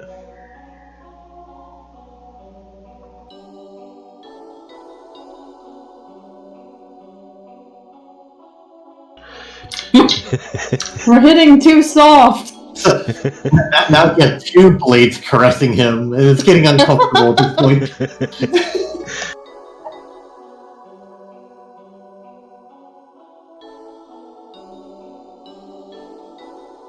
So, Raver, Sigil, and Kamor, give me... Oh, Kamor's went bye-bye.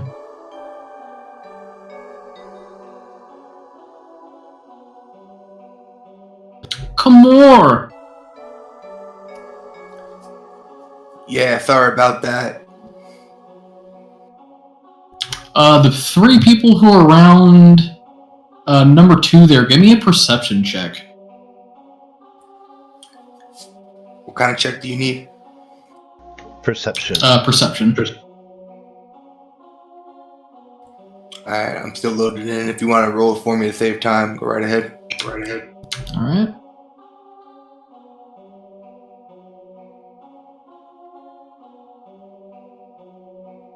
Jesus.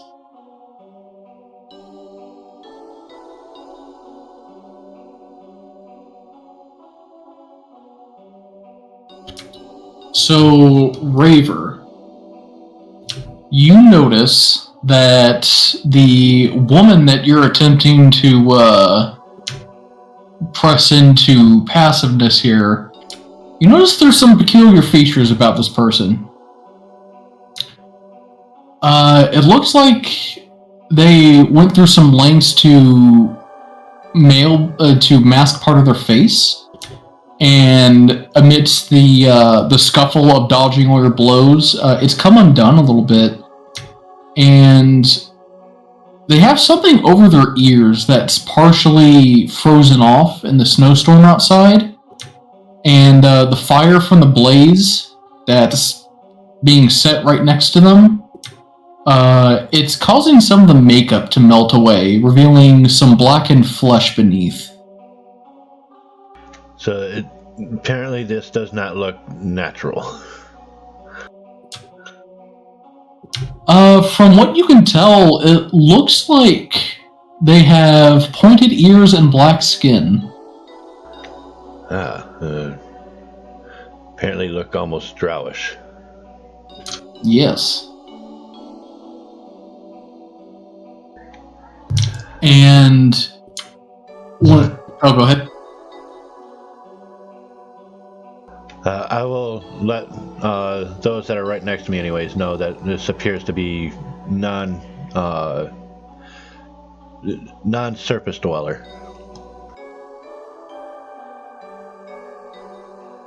And the hunter stops at this and looks at you with like their eyes wide and reaches up to their face, notices that their makeup is smearing on their hands, one of their ears are poking out, and they say something rough and harsh in a language you don't know. And this massive circle of light forms between you and them, and she quickly shunts through it, and it seals up behind her.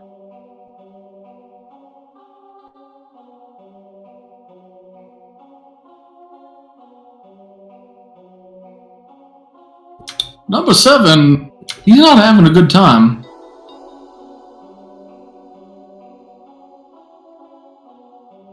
Oh. Did he just crit the mayor? Mayor crit him and knocks him the fuck out. Oof! Mayor MVP. Why are we here? Because the mayor's looking at his own hand like, oh god, I didn't know I had such strength. We're his Might backup. as well send us packing. There's some blood and like a tooth that flies down the hallway. And the Archpriest is like, Mayor, I said, do not hurt. He almost broke the door. He had it coming for him. Besides, this guy owes me money. I'm not letting him die. Well, it's good to know y'all got your priorities straight.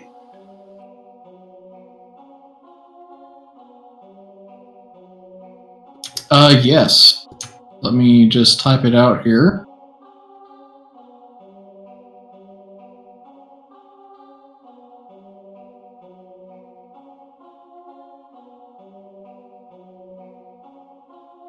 That is what you heard.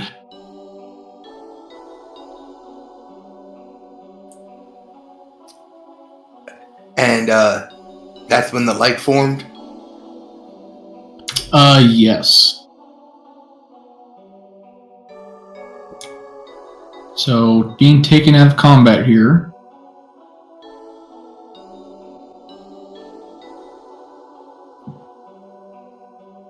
My water makes it over there and puts out the fires.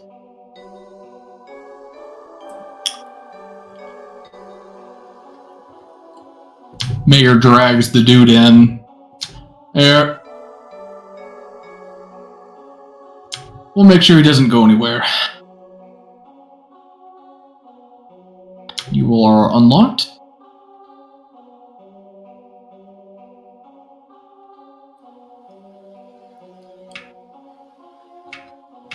I'll head over here and just kind of like monitor the water, make sure it doesn't like, you know, do too much damage to the tapestries. Kind of move it around. Jander just kind of sighs, kind of dismayed, and just heads back to start the ritual over again.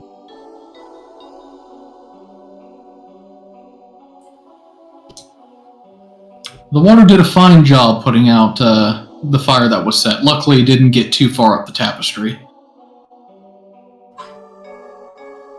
With all the fires out, I'll shape the water into just like a cube shape, like on the floor. And then I'll freeze it. Nice. One of the bishops goes over to the knocked out hunter and does some light healing magic on him. He kind of comes to, but he's groaning up a storm. Oh, my head. Hey, the hell were you doing? Were you setting fire to things? Huh?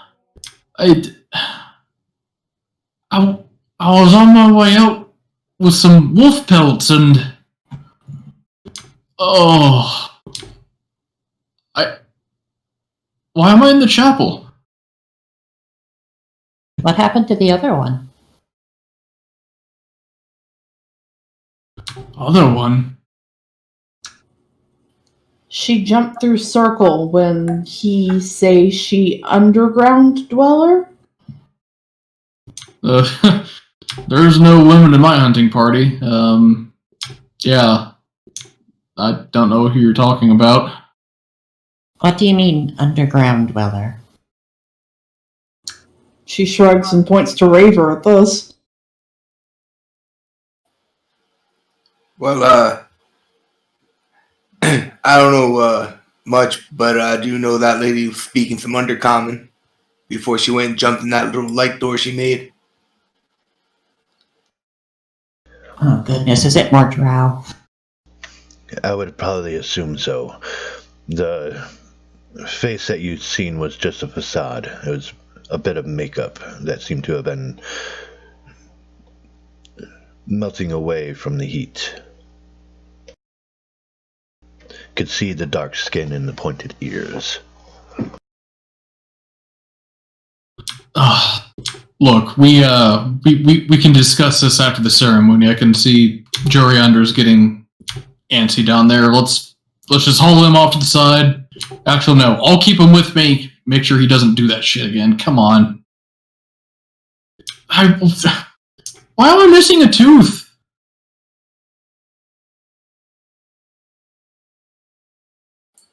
I sure hope you're talking in character. Yes, he is.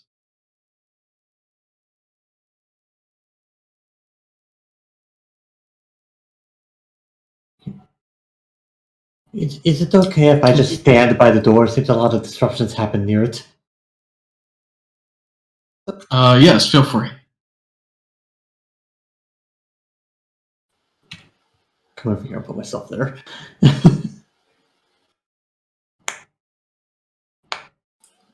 I'm gonna lean on the door, my back against it, and like one foot up, have my arms crossed, real cool, like.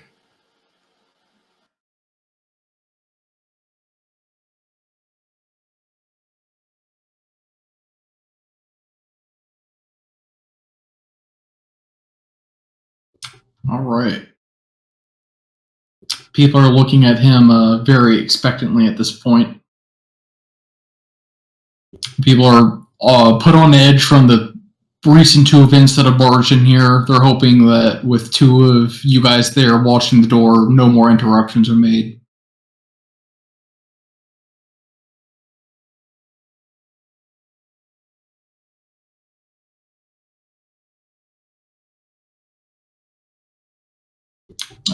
Start this again.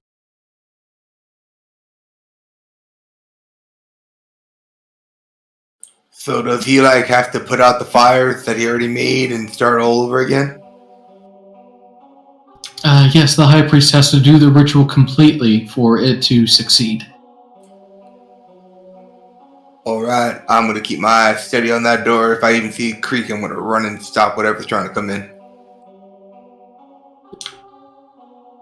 Finally, Joriander once more holds the moon shard aloft, makes his round around the church, and with a powerful chanting, sends a massive wave of bright energy throughout the cathedral. This flows back into the moon shard and forms a glowing blue gateway centered upon the stone.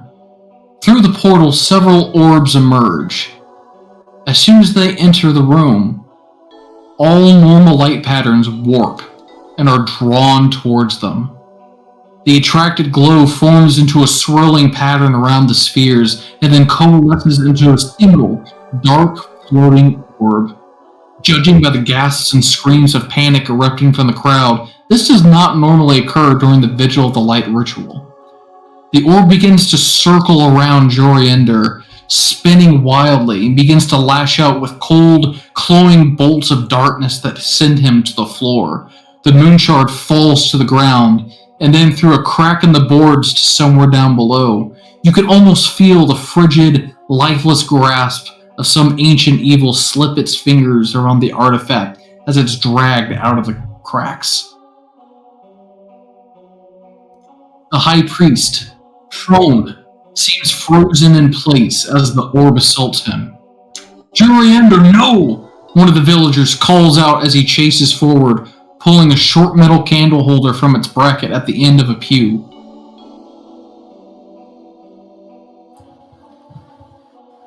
I lean over. You think this is supposed to happen? The one time I'm not up front, and that's where the problem happens. He swings this makeshift weapon and seems to hit the creature. The orb is unaffected, but before anyone can step forward, it strikes the charging man with a ray that forces him to his knees. Screams erupt from the villagers, and as one, they panic. Suddenly, people are running everywhere, to both sets of stairs and outside into the darkness of the storm. I'm not going to mass panic all the tokens, because that'd be a huge pain in the ass, but yeah. They are, like, trying to push you guys out of the way to get through the door. Luckily, I'm not standing in front of it.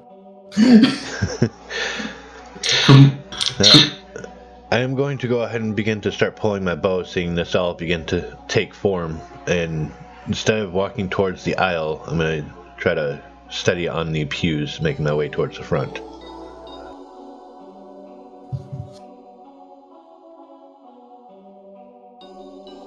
And as such, the dark orb vanishes from sight. Hey.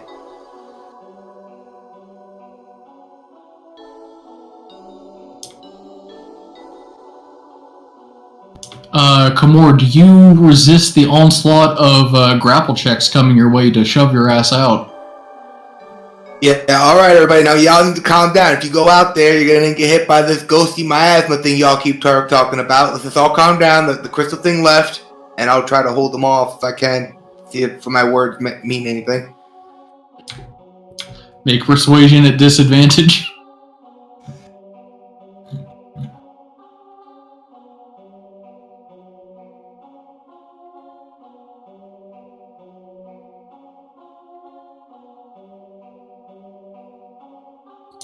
Yeah, they are not hearing any of it as the first one begins to grab you and drag you 5 feet away from the door. I try to resist that. Alright, give me athletics. I'll use a charge and add +3 to this roll for my super de-duper magic armor. Alright, he fails. The second one goes up. Tries the same thing.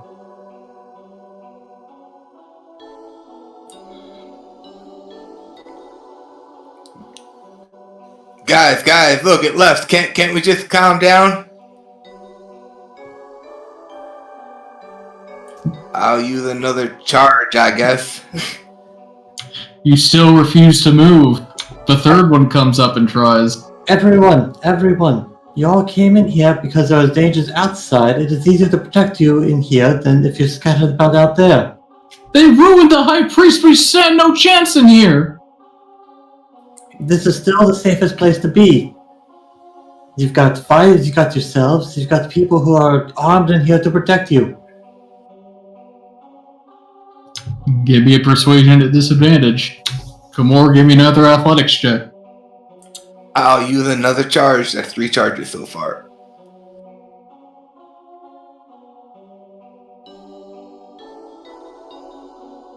This one manages to overpower you and drag you to there. Elisine, the screams in this chapel are so deafening that none of them seem to hear your words clearly as they begin to funnel out.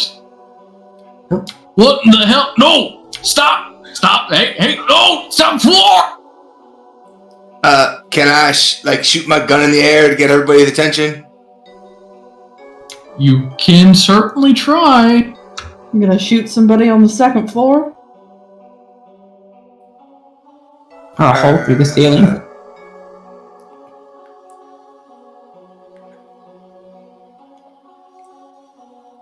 Crap, I don't want to accidentally shoot somebody upstairs. And I'm pretty sure it's a downstairs shoot. Do you have blanks?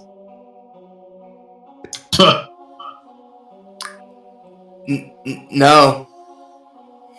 Understandable. Seagal's just Well- gonna start hopping the benches. I guess if I just take the actual bullet out of the sound of the actual flint hitting the thing and igniting the powder should still be enough of a boom to get some attention. Whatever you want to try and do, go for it. Alright, I take the bullet out and I shoot the gun off just for the noise. So you just have the gunpowder go off. Correct. All right, roll me a D100.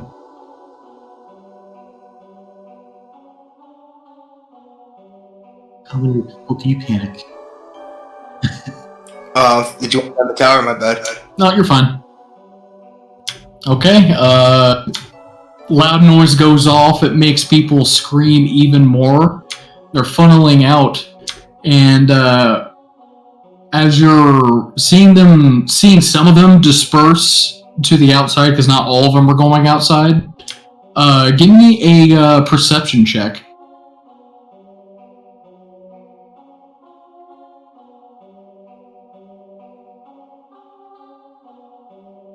So, like, you can barely make out these images, but you can see some humanoid figures outside that are moving about slowly, and all of them heard that loud shot you just fired off, and you can see them sort of shambling closer to the building. And you also hear the screams of people being abruptly cut off from the outside as they completely vanish from your view. Barking badgers. We need to close that door right there. I start trying to push my way through the people that try to close the door and... Allied, help me out! Alright, give me a strength check. Use another... this athletics, you mean? Nope, just strength check. Can I add a charge to that? Yes. Can I tell if this priest went to dead?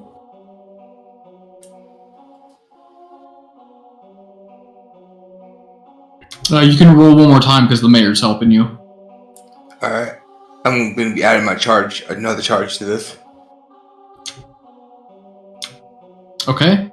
Alright, you're barely able to get the doors closed once again. Like, it's taking you both, like, grunting and straining to keep this door shut from the people who are clamoring to get outside.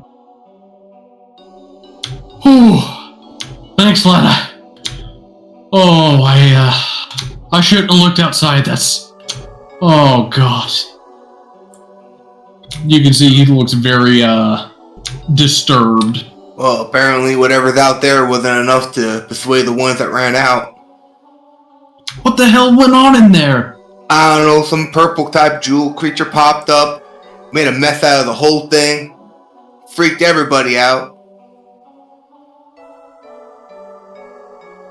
So you're checking on Jury Sigil. Give me a, I cast guidance on her.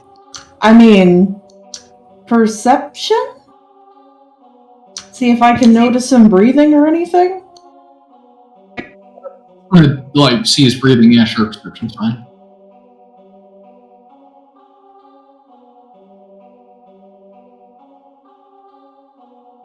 You can tell that he's breathing. He just seems to be laying there almost as if he's in shock. He living, not sure what wrong. You know Mycolia? First off, I think I cast guidance on myself accidentally. Good, use it for your medicine check. Yes, can I make a medicine check, actually? No, you're the wrong guidance. 1 second.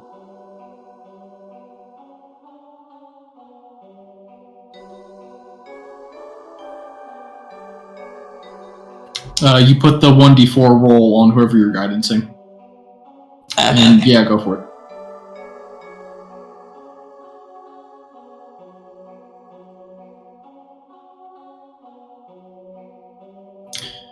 Yeah, you're completely lost as to what has done this to him. Like, at just an educated guess, that dark sphere that slammed him with those bolts of energy, you assume it's magical in nature, but other than that, you don't know anything about what happened. You see the mayor step in. Oh, go ahead, sorry. Oh, I was just gonna say, I genuinely have no idea.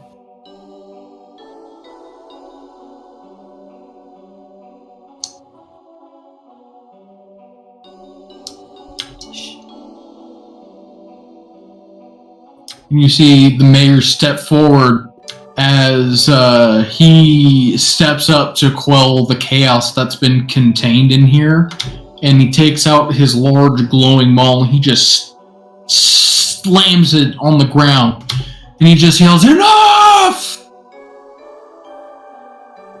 And the people have seen the mayor get angry before. It's not a sight that they particularly savor. And it's enough to get them to at least stop momentarily, just to give them attention.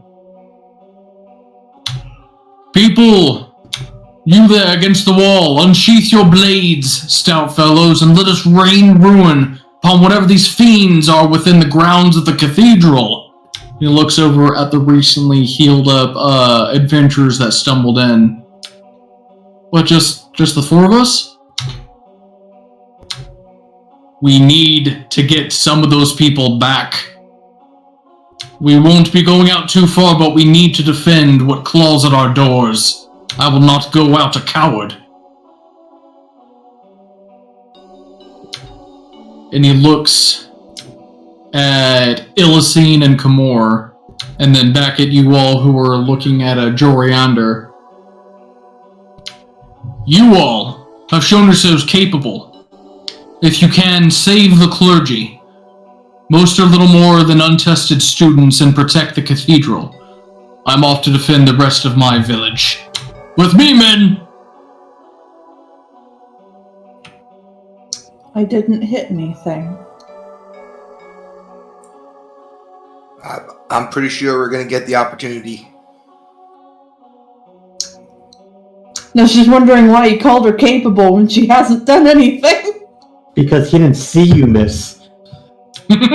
He saw you made an effort, that's what counts. I guess it's more than most of these people.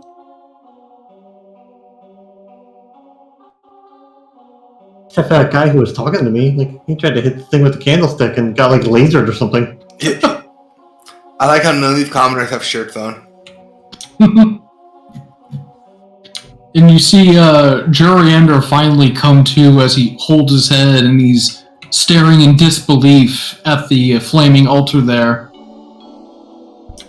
And he's getting ready to say something to you, and you see another acolyte run down the stairs to the north.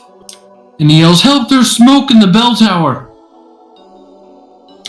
And it's like another thing that happens on this night, and he's just holding his head, just trying to gather his thoughts. Okay. I need to find the Moonshard or the village is doomed. I need all of you to head up to that bell tower and help my student priests. Most of them are completely untested. It seems someone or something is determined to disrupt our ceremony and threaten Rybalka's future. Now go, please, for me, and take this. And he shoves a vial in Sigel's hands that has a green liquid inside of it. What is this? It's a potion that can bestow great healing or smaller healing in 2 doses. Use it as you see fit. Okay. Bell tower. Top? Top. Top. I'm gonna run over here and pick up the block of ice. Well, what's going to stop y'all from running out once we leave, though? They want to die, let them run.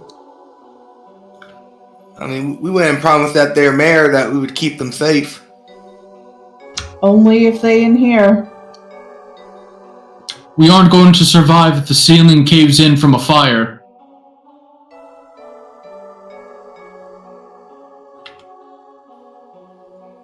And that potion is in the party sheet. It can be used as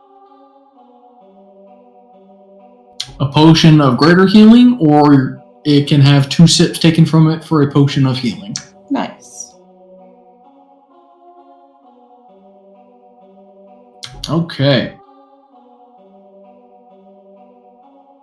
We need some more appropriate music here.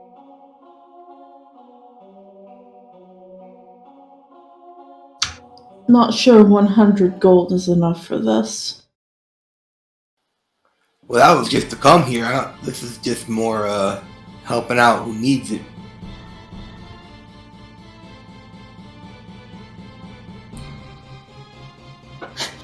Speaking of, when do we get that 100 gold? You'll have to ask the mayor about that. If he survives. I was like, wait, where am I at? I see that. You guys are in the upper left corner.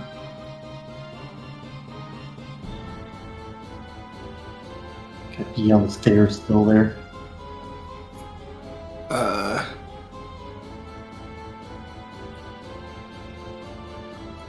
Alright, 1 second. Gotta get these descriptions ready.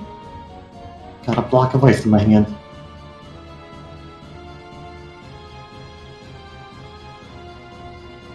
It must be uncomfortable.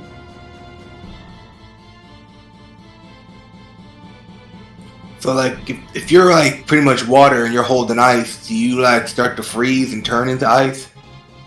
Well, if you take a look here, I'm just always covered in water. It just kind of forms, beads form on me.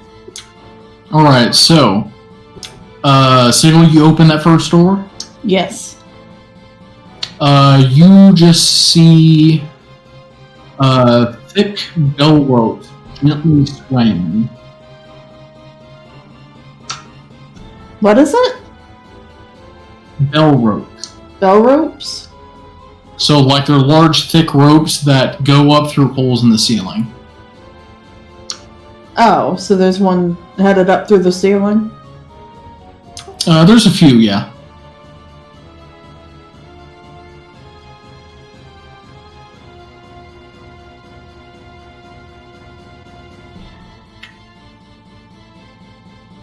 And you pretty much see this exact same thing in this room here. Am I able to smell or see smoke coming from any of these rooms? You can give me a perception check.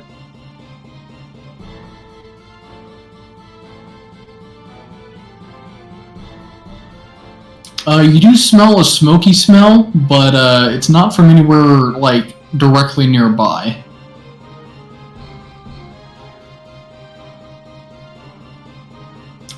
Sigil, in that room, you see a very austere-looking bedroom that contains little note aside from a chest in front of the bed.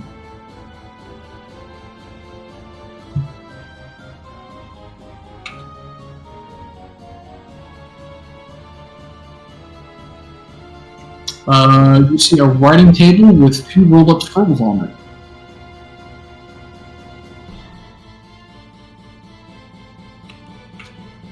You see a spiral staircase that leads up.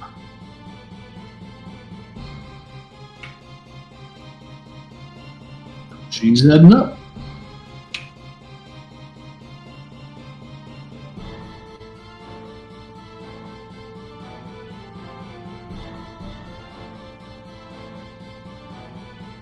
And she basically just glances in every room, sees there's stairs, and goes. Alright, the smoke smell is getting stronger at this point. And this one...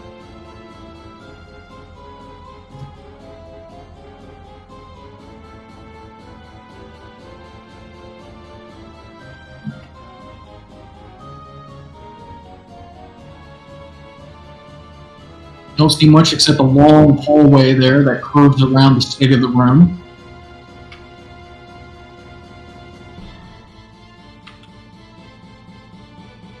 Up to the north, you see the continuation of the bell ropes that are still going up. And then a set of stairs going up on the side.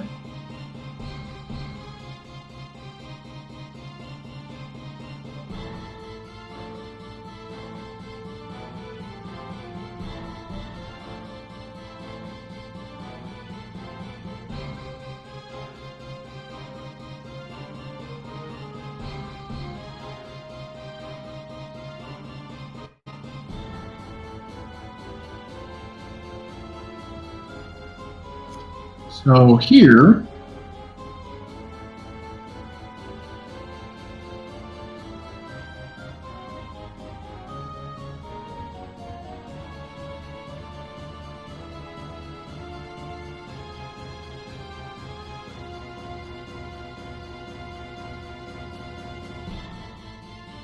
the smell of sulfur is very strong here. And you can see the source of it here as you see 3 winged, small, imp-like creatures floating around. They cackle with glee as they see you and ask you to roll initiative. That's very polite of you. This fight is taking place on the entire staircase. The middle of the room is actually the floor below. So they're hovering in midair? Yes. Well, at least 3 of us are gonna go get some coffee while you guys handle it.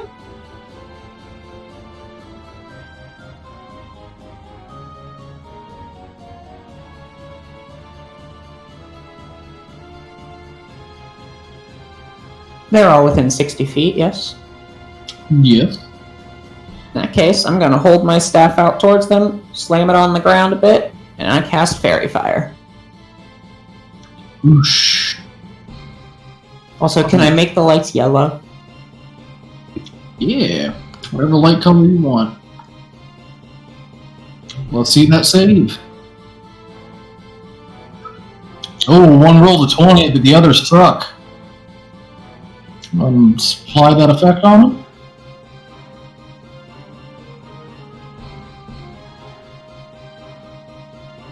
Very good. So number 2 and number 3 are glowing a bright yellow. And as my bonus action, I do nothing. So I don't think I can. Alright. Raver. I pull my short bow and take aim at the glowing imp things flying about. They look almost like fluorescent spores, by the way.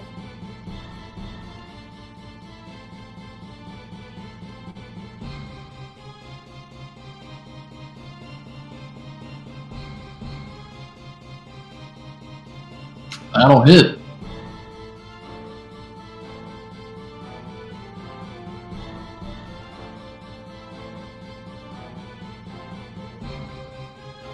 Alright, I'm getting a script error on my bow for the damage. Try rolling it again. I did. It still popped up the same thing. It says something for the weapon property.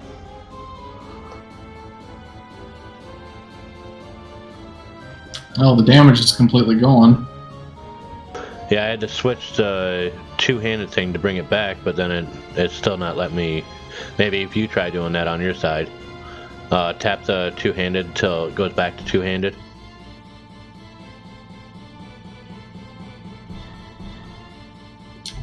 Okay, try it. Nope.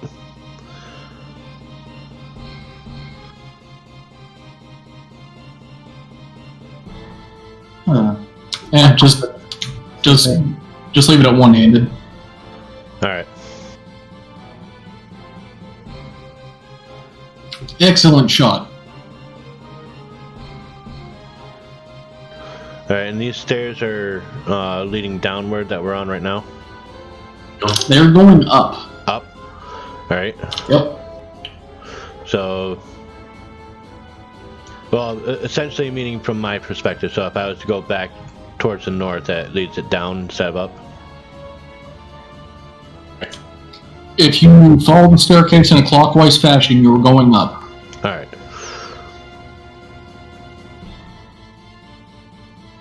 It's just kind of a weird angle because the stairs leading up from the previous spot were like this way. I think I'm gonna go ahead and just end my turn here.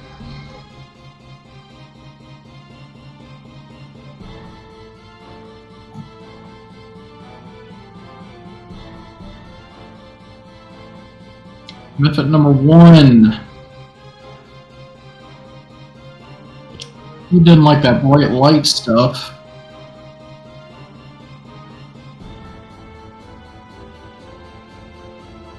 He's coming to, That's number 3.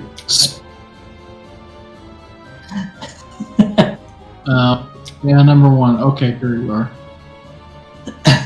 Number 1's the one who isn't glowing, Yep. so he very much doesn't like it.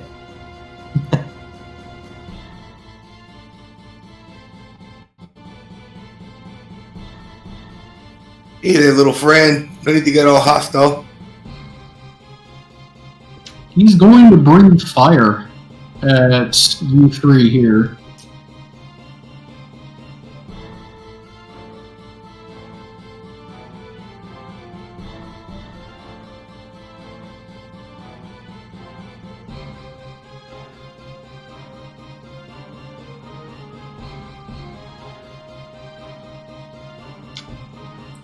Alright, so Sigil and Kamor fail.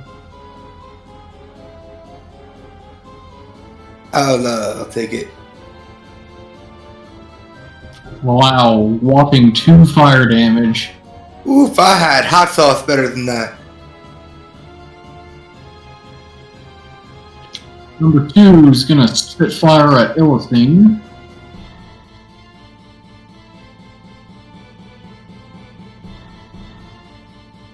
Okay, didn't code in the attack roll. That's fantastic. We'll roll a d20. 12 misses. 12 misses. Alright. Sigil. She is gonna chuck a javelin at this guy. Oh no!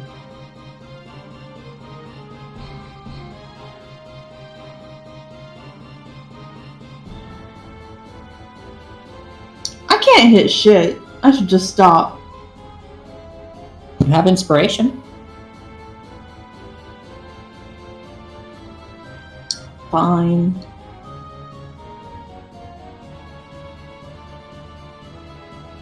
Are we doing inspiration rerolls? Oh yeah, no, you had to declare it beforehand. Mm-hmm. Yep. Never mind, I didn't hit anything. Alright, here, let me introduce you to Becky.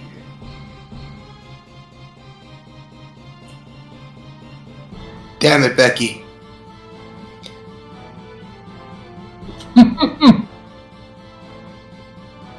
Now number 3 comes in.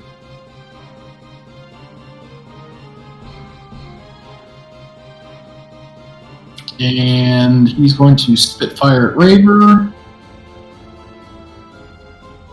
There's a 16 hit.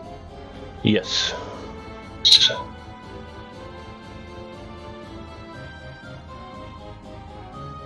Six fire damage. Ouch.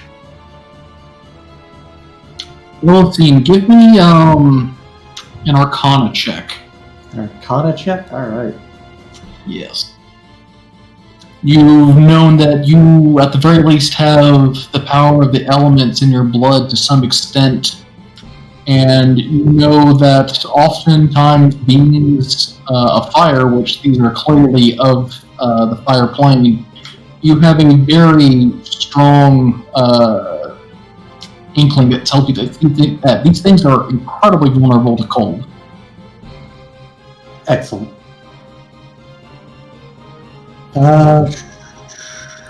Get with the block of light. Alright. Slide up here. Like.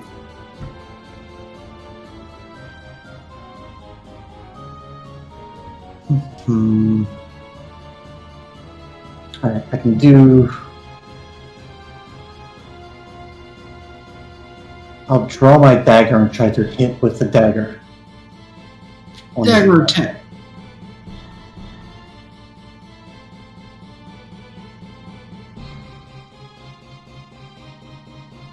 That'll hit. And I'll add my genie's rank to it, which is cold damage. Oh no!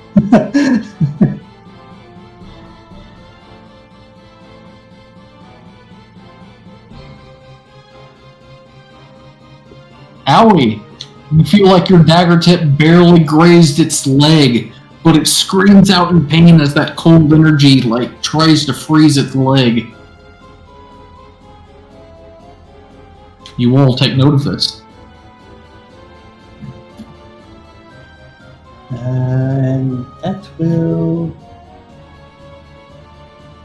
Yeah, that'll be it.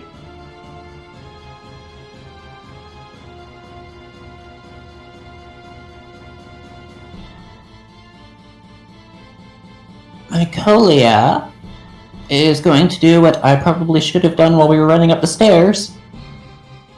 And she's gonna start doing the halo of spores. That's a reaction. I mean, could you say that I activated it while we were running up the stairs or something? Because it cost my action to... No. Because if not, then I'll just... It's like it's something that's always going on. It just uses your reaction to actually activate it.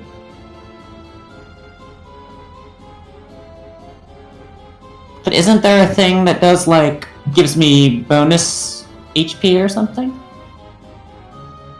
That uses my wild shape?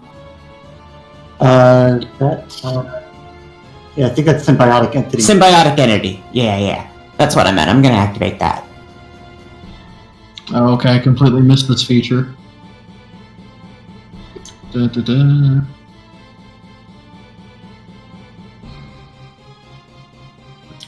Okay, so go ahead and give yourself 8 temp HP.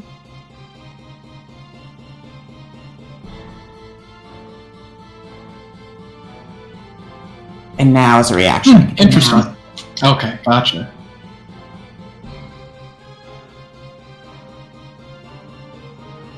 Well, you're always able to use it as a reaction. It just gets a buff now. Yeah, it does 2 damage die.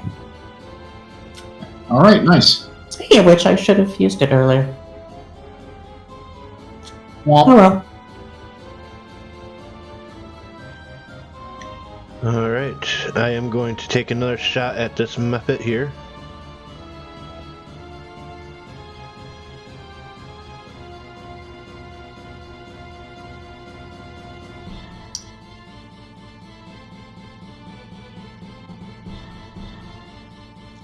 oof. Break your thrust.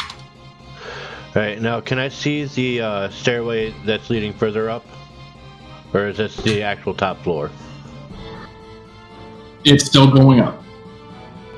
Alright, if I have sight of it, I would like to use my bonus action to Blessing of the Raven Queen over to the other side of the stairwell. So I still have sight of the Muppets and can attack from that side.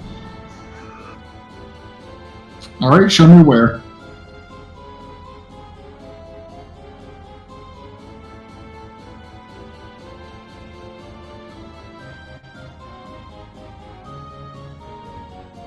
And that will end my turn.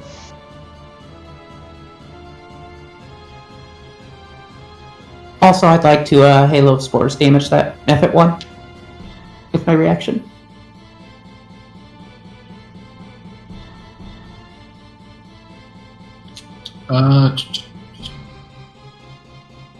So when it moves within 10 feet or starts its turn there. Okay, sure, go for it.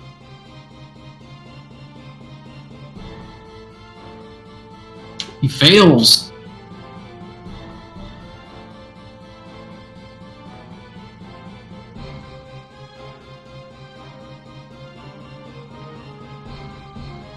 He does not feel so good. Oof. He kind of just coughs and waves his hand in front of his face.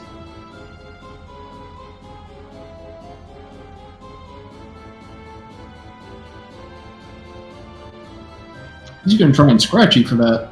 Or Spitfire. So... Oof. 21 to hit. Oof. Not able to see her.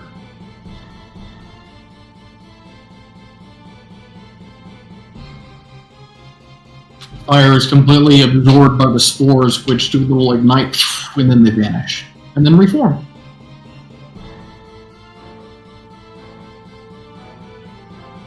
Sigil.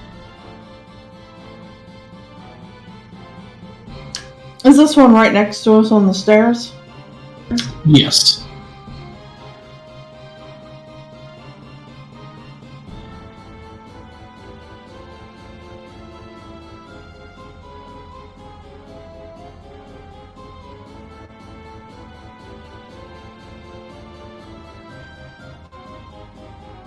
Look at that hit. Look at that damage.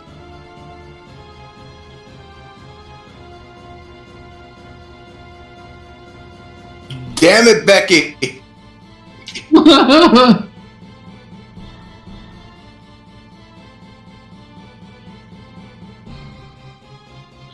Method 3 did not like that, so he's going to try and fly away here. You're lucky I don't have Ayo. more. You want to swing your dagger? Yeah, I'll swing my dagger at him still. Can I make a range attack with an AOO? No. No. Nope. Oh, wait a second. Could I add my... I need to read that skill. Can I add my Genius Rackle to it? No, on each of my turns. So, I cannot. He is not happy with that. And he will spitfire him from the safety of the sledge here. Alright. He will stab her.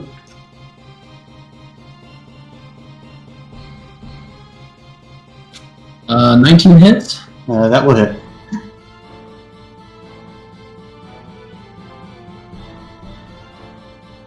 Toasty 5 fire damage. I just look at him and be like, "You're not safe over there." I'll say that in Primordial.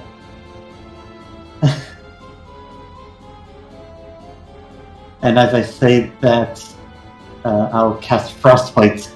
Just hold up my hand with the ring on it as it glows, and frost will begin to form around him.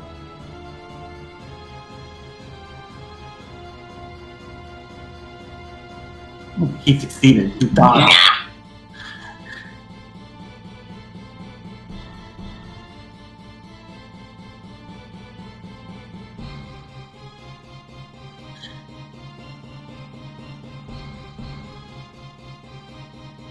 I call it, you hear an epic shit-talking exchange, though you don't know what's being said.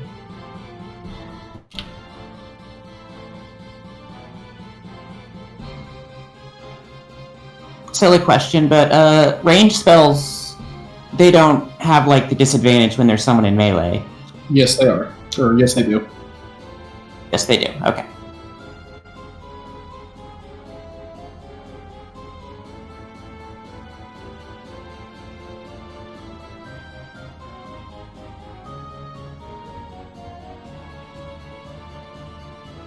In that case, I'm going to slash at Fire and Breath at number 1 with my sickle.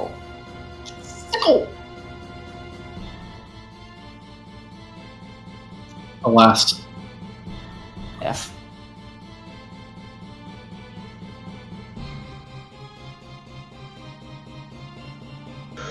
Alright, I'll go ahead and take aim at the one that's been tormenting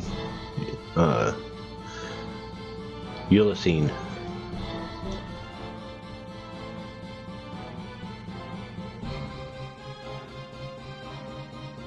That's a hit.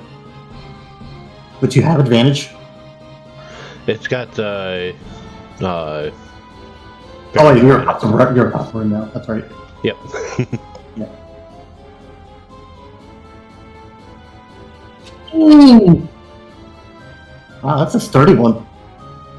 You can see his features start to crack and turn to ash. He's not long for this world. Not Damage. just plain. He fails!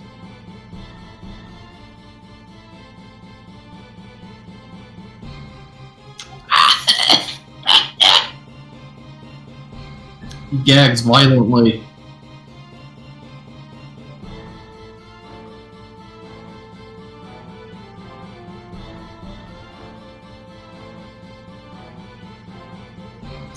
And he's going to Spitfire you again after moving away.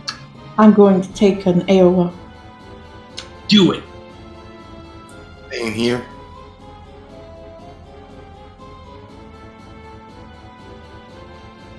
Oh,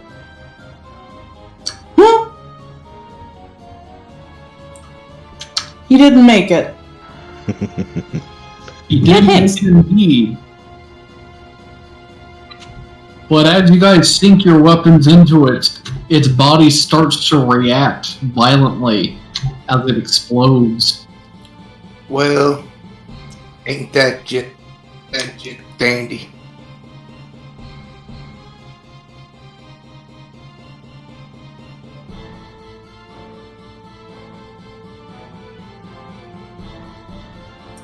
Why am I so undexterous today?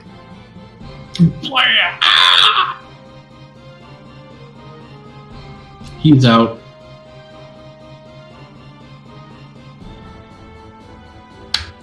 I guess I'll try to throw another javelin at that dude. Can you do it? Nope. Not good with javelins. Come on! You're crispier than KFC right now. Yeah, I'm gonna crunch my way over here. Try to take this guy out. Alright, Becky, you owe me one. Barely.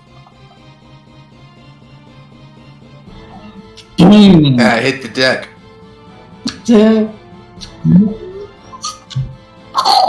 It explodes just out of reach of everybody.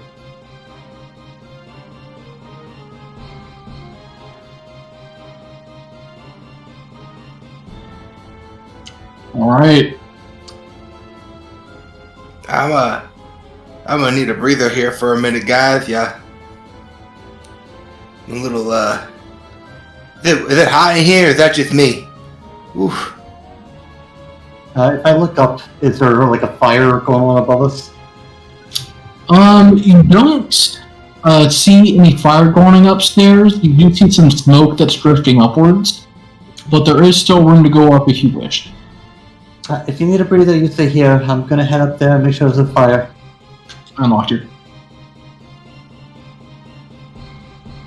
Hello, see ya. Are you injured? I can look at you if you like. Yeah, I'm a little burnt here. And then she proceeds to just stare at him. Is anybody following Illustine? Yes, Yes, Seagal right, went right. up. I'm gonna cast Cure Wounds on Komore, and then I'm going to follow them up.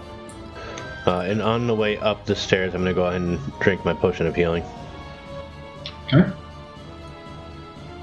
Alright, I'll start making my way up too. Oh, and also before you do, I give you the two good berry mushrooms I left over from yesterday. I'll enjoy those on the way up the stairs. It's a fun fact, they last 24 hours. Yep. Yeah, they don't even taste stale. That's the thing with mushrooms, they're very durable.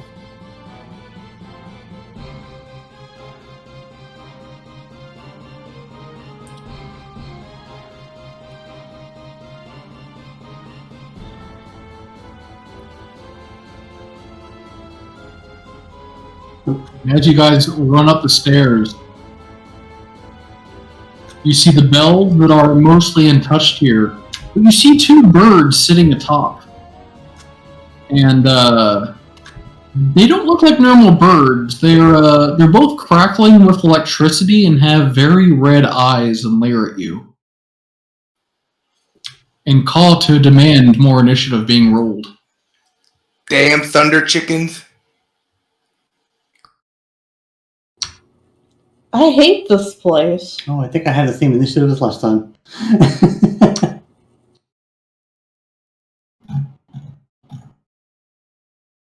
Can we actually reach these birds? They are up on the tops of the bells, so not within melee reach for the moment. Elysium, why do you do this? Did you go get flushed down the toilet? No, I started moving my character when he locked it in, so I had like the movement thing. I was like, well, I'll just have fun with it until he deletes the cancels it. Alright, Sigil.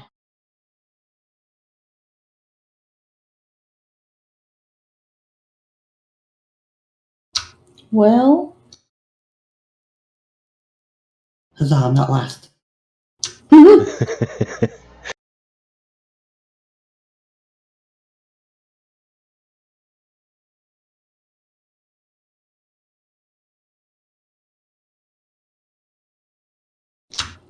is there a way to get out of this tower? Like, could they just fly off if they wanted? Yes, they could. But, well, they have wings, and a very unpleasant smell fills the air from the outside. As you can look over the ledge and see that thick layer of black and purple clouds rolling around, as well as the sounds of battle from just outside the chapel. Gross. Well, she's gonna chuck a javelin since she can't reach the damn thing.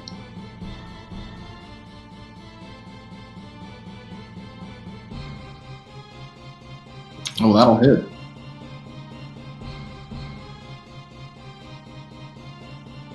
Oof. Well, it's a good javelin chuck. When it calls out in like very defined pain. You also hear and feel some sparks flying off its body as it does so that run down the bells. This one...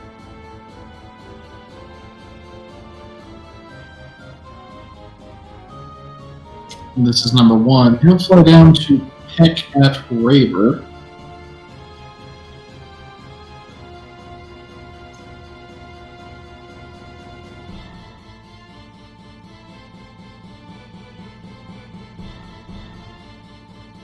When the beak pierces your armor, you can feel like a zap of electricity go through and like beam you up against the wall.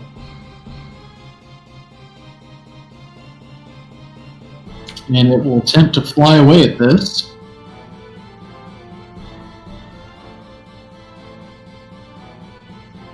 It'll have a chance to get away from me anyways. I don't have my melee out. Am I able to take an opportunity attack? If you want. I'll try to poke him.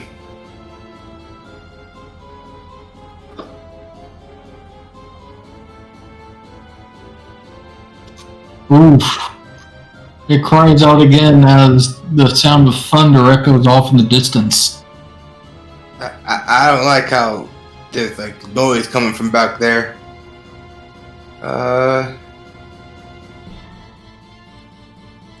How far is number one? Number one flew off about... Well, he's just up the banister here, and you actually can't see him because there's bells and shit in your way.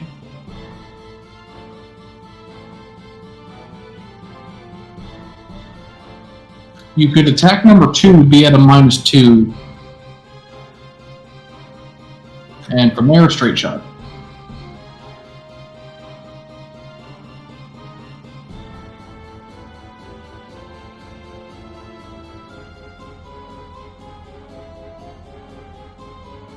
Wrong button. I still can't see number one. You can see number one. Penalties? Nope, he's just hovering there. They're not very smart birds. Oh no, Becky hit! Oh yeah, Becky. I shot the wrong one. Did I? No, you shot one. That's the one he wanted. Oh, One was okay. the one that was farther away, correct? Yeah. Alright, And I'll pet Becky, whisper, "Good job, Becky." Pass my turn. a painful shriek of feathers and a small lightning cloud forms where the bird died before it dissipates. Mycolia's gonna hold out her staff at the other bird, and I'm gonna cast Chill Touch.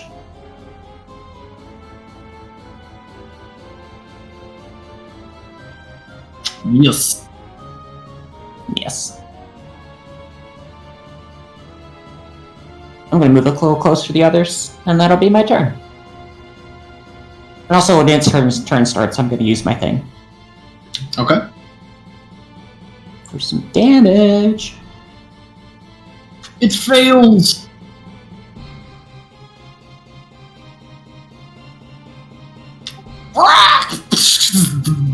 The spores cloud and convene on it, and it disappears in that spark of energy.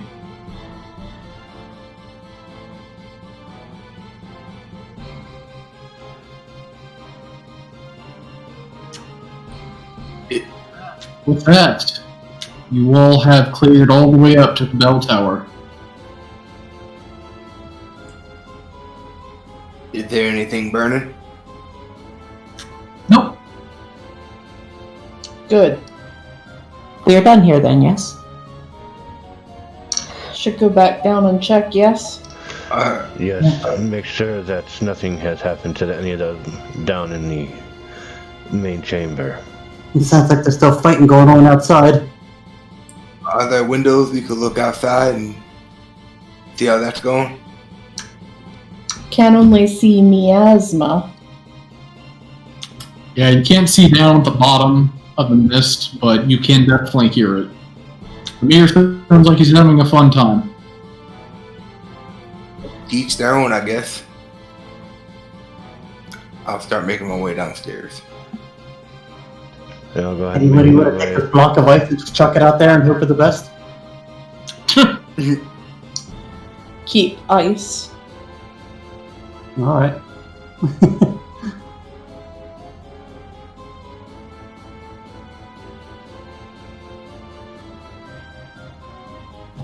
Oof. I wish we knew that shortcut the way going up.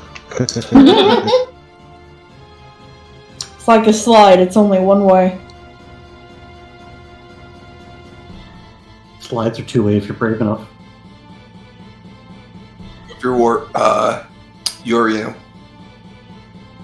Sorry, it's the greased slide.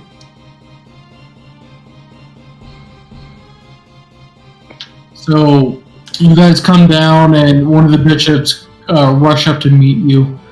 Oh, thank goodness you're safe. Is everything alright up there? Some old thunder chickens up in the bell tower. And creatures from the plane of fire were up there. Oh.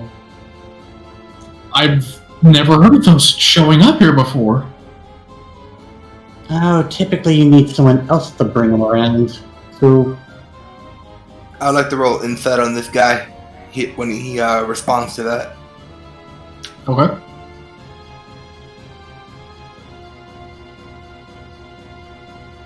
You truly believe he's never heard of these things before. He seems like having to take a moment to process what she said, because he's not familiar with these things at all, and he's just like, really? I've never seen those things come up here.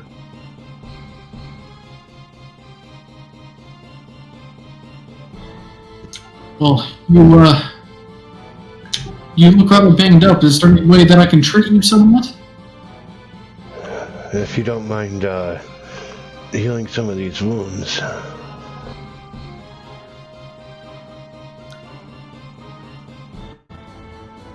I think I should be good for the most part. Has anybody said anything outside. What's going on out there?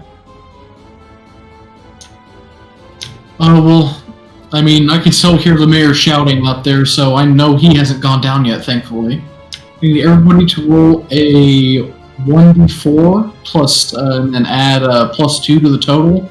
That's how much health you get back.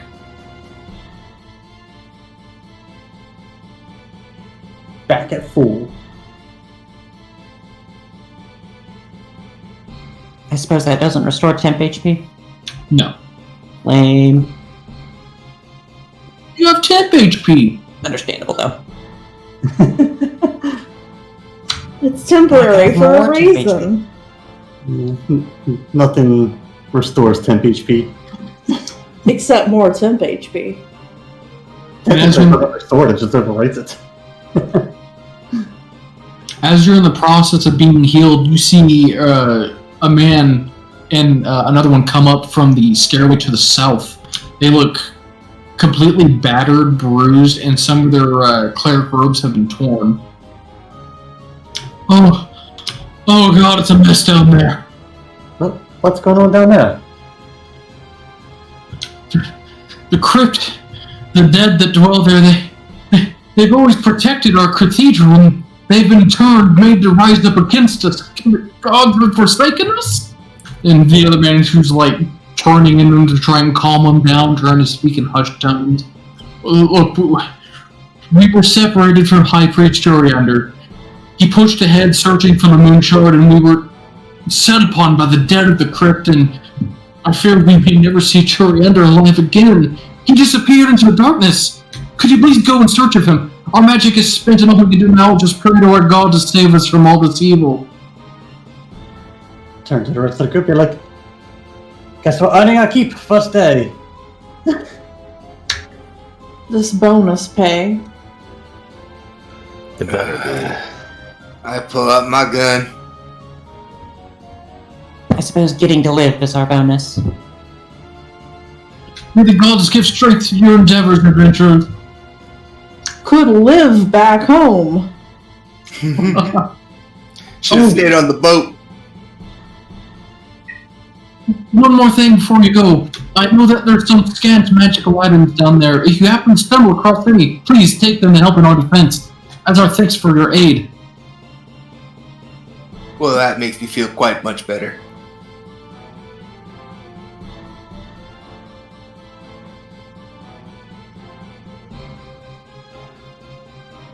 And you all?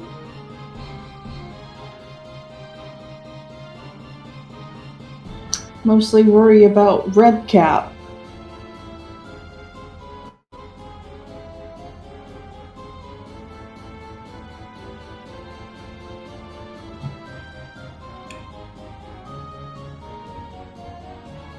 Hey, you're south of that room there.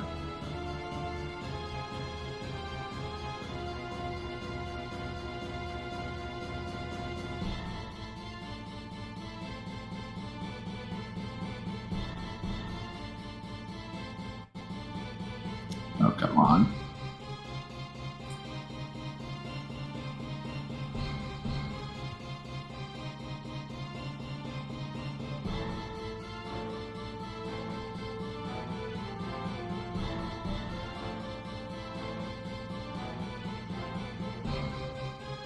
There we go. Okay, so you guys are heading to that room first? Yes. Go ahead and line up the hallway in the order that you guys entered the room. Entered this big room? Yeah, the first one. Oh, okay. I think I was third in. I was at the end. I was second. I think I was third. You were third? Okay, I'll be fourth. Also, before we go in, can I refresh my thing? What's it called? My symbiotic entity? Yeah, sure. If it doesn't have any charges, you can do it whenever you want. I think it's wild shape charges. It only has 2, but yeah. Oh. Yep, go for it. She'll have infinite when she gets to level 20, but until then it's 2. And I'm gonna go ahead and slide on my ring. All right.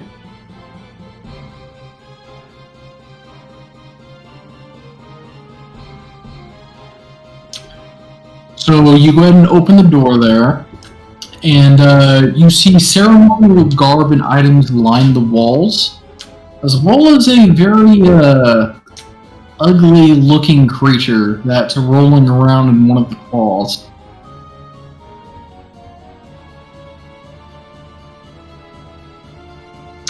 Goblin? Roll initiative.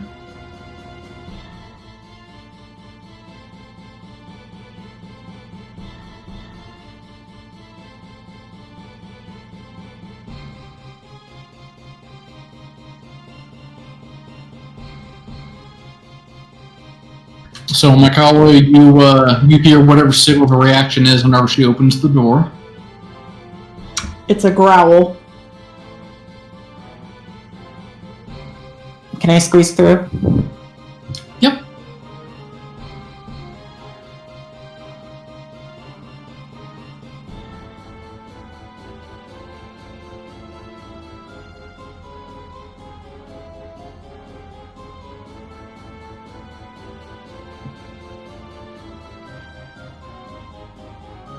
Yeah, that's good.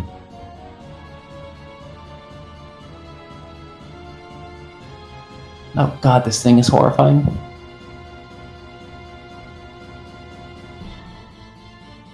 I'm gonna chill touch it. She holds out her staff. It's a hit.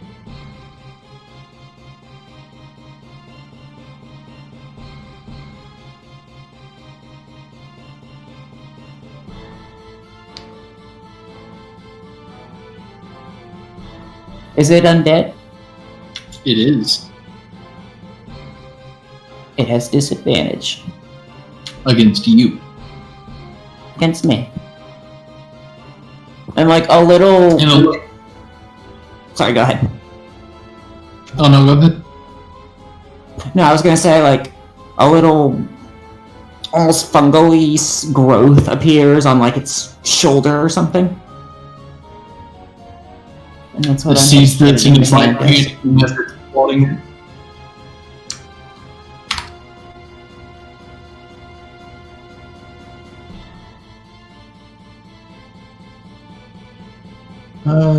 For Ellisine, your incantation of your cantrip rang out, and you hear this door open to yourself. Would I hear a door open to myself? No, this is Macaulay here. Oh, okay.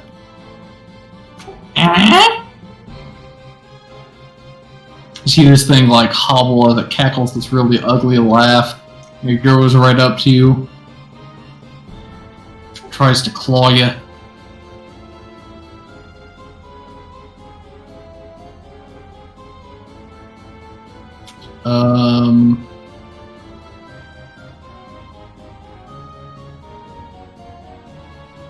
You put that disadvantage attack on you. Oh, she's supposed to hold shift and drag it to the target. Okay. There you go. No, I did it to me again. Oh no, it'll give it to you, but that target has disadvantage on attacking you when you do that.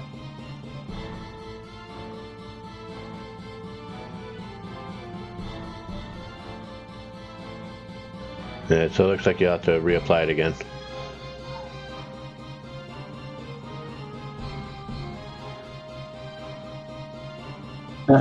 Hold shift and drag it to the target. Hold shift and drag it? Yes. Yep. There's just a button. Yeah. Click and drag the button. There you go. Yeah, I'm doing that and it just keeps doing it on me. Yeah, but look, it says something different. Yeah, the second one is the one you want. It says target goblin 1. Yeah. Oh, okay. So he'll try again. Oof. Slash against that temp HP. And you have to make a con save.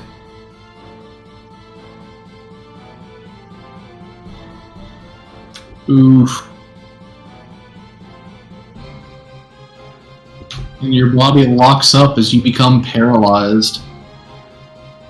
Oh dear. Ooh. Ghoul goblins? I'm terrified. Gold. Ellisine, now it's your own. 5 to 20, 25.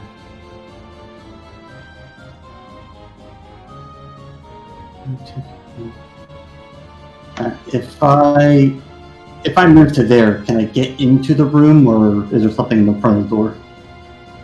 There is something right in front of the door.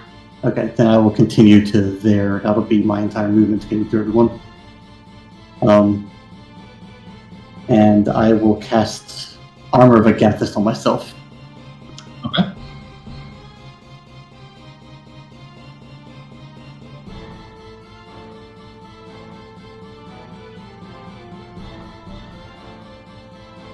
Sigil.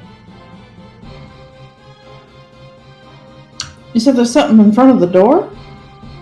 Yes. I don't see it. Yeah, I don't see it either. You don't have it visible. Oh, there he is. Oh shit, where'd he come from? That's he came into the room. At the door to the south. Ah. Yeah, he was invisible.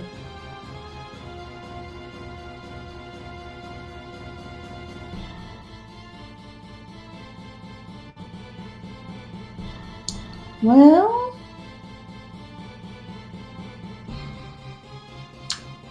Seagal is going to start her growling up.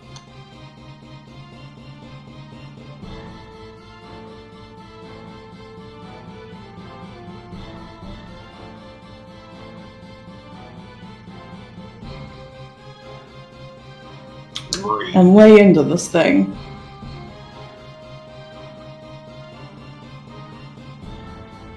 Oh, well, she'll try. He's like spitting on that 16 and just pop right over. Does she want to be reckless? I know. Yes.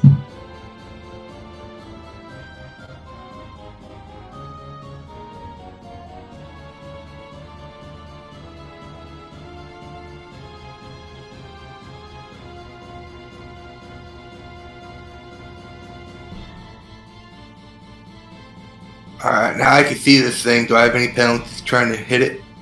-2 since you'll be trying to shoot from around the doorway. That's alright. This guy seemed wanted. He knows how to handle this.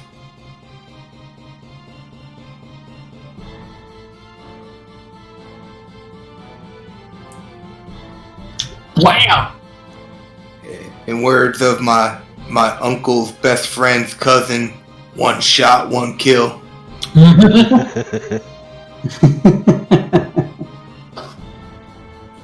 I'll, that's 10, 15.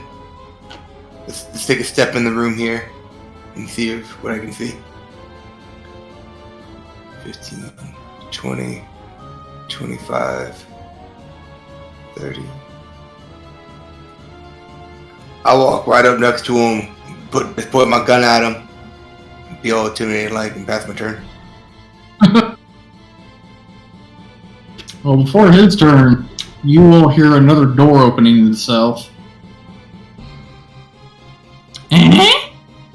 Well, at least they close the door when they're done with them. They have manners.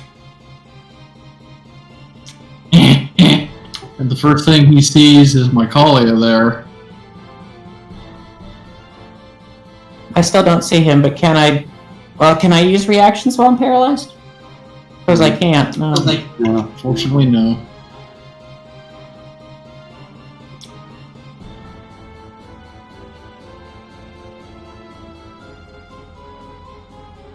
He'll try to bite. And he still misses! What a champion!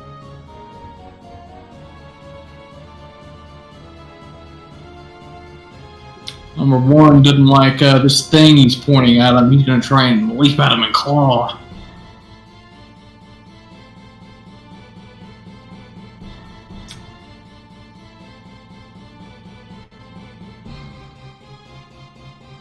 And he misses.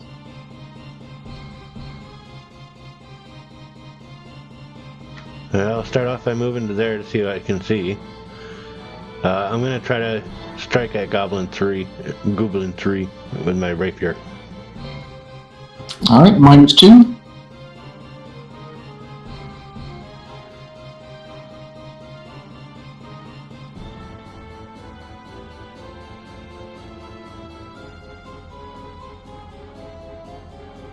That's it.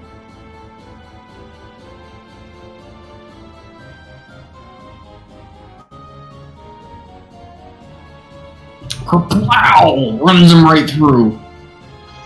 Nice work, Grim.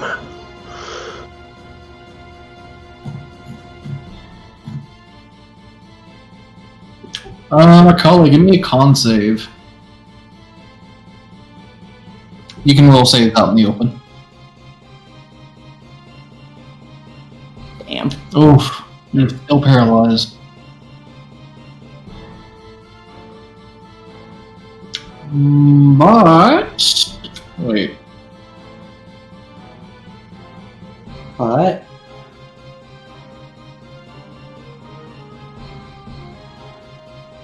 Where Waiting. the hell he went? Another door opens down below. That's enough doors. All she can do is just groan under her breath. I might try and hold her shield up.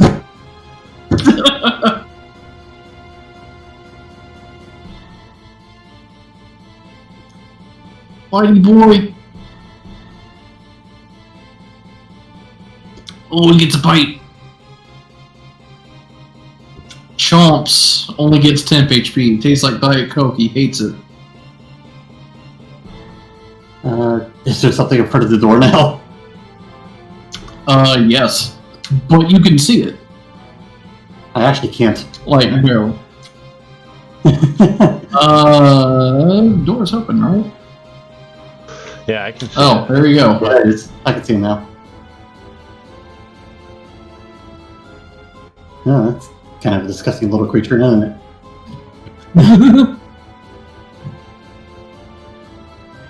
Let's see here. Alright, I will say a few words and a bit of water will kind of form around me and then kind of swirl around in a whirlpool around him as I cast Hex and give him the Curse of the Seas. What does the sea bring misfortune upon in terms of stats? I will give misfortune to... I'll do misfortune to wisdom. Okay. Reduce his perception checks. Oof.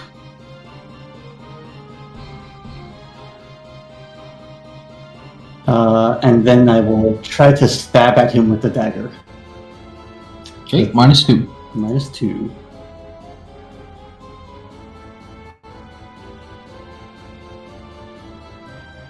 It's a hit. And he is also getting the genie's wrath.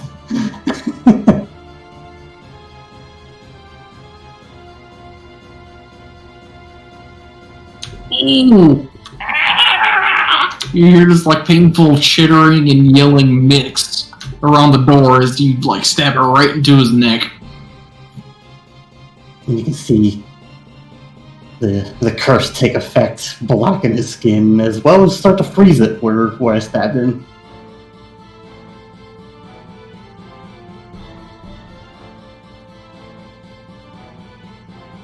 Oh no! Sniggles, no! Out the way. Instant death.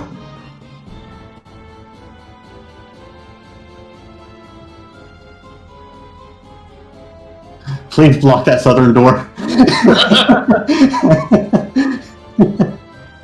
Protect me, I am small.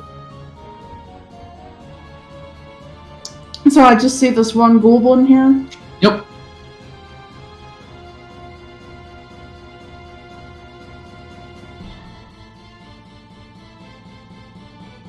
But I've been hearing doors open south.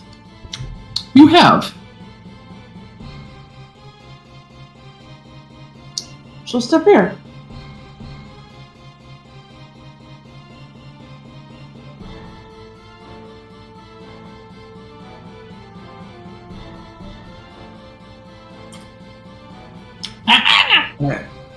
That was a warning shot I gave you right there. I suggest you throw down your weapons, learn my language so you know what I'm saying. He drops his weapons across your face, like his claws. Wait a minute. Oh, he misses.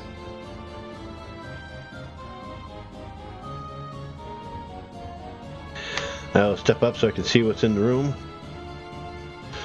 And it was Grim go and take a complete run right at the goblin.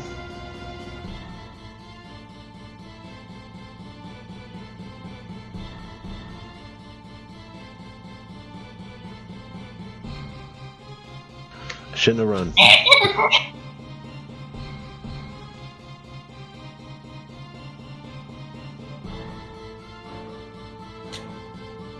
Macaulay, let's get that con save. Can I use my inspiration to get a bonus? You can. What do I get? Advantage? Yep. Fuck it. I want to actually play the game. You make it! It's a good thing you Drop had to advantage. 1. But it's the end of your turn.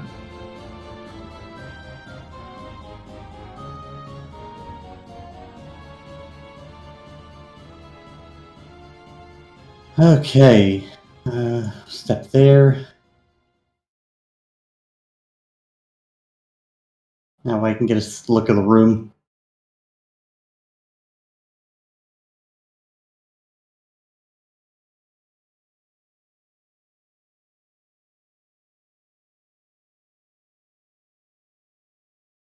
Am I still alive? Yes. 5, 10, 15, 20. I'll just keep this thing from getting out, I guess. But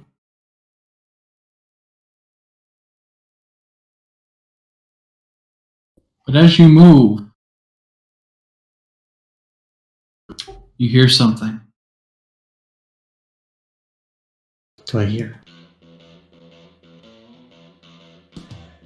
I hear boss music. You hear the doors. Komor, stop. I will use my bonus action to transfer my hex over to this guy, Okay. and then we'll take a stab with the dagger.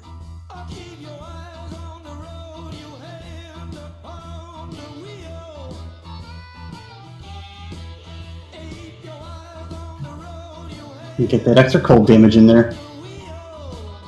This is clearly your type of music. That's what you get. And he dies. I had to have at least one fourth wall breaking joke in each session. Alright, you guys are out of combat. I mean, Seagal's gonna rush towards the doors. You ask for their autograph? Yes, with my axe over their face. Or my sword, rather. Oh no! Are you alright? Those things did something to me. They paralyzed me, I think. Huh. Yeah. I'm not sure what they were. Could I tell where the doors were opening and closing from? Yeah, you see an open door right in front of you and to your south. Do these creatures have anything of notice or value on them? Give me an investigation check. I will aid with that as well. Okay, you can take advantage with it. I'll check the south door when you're ready.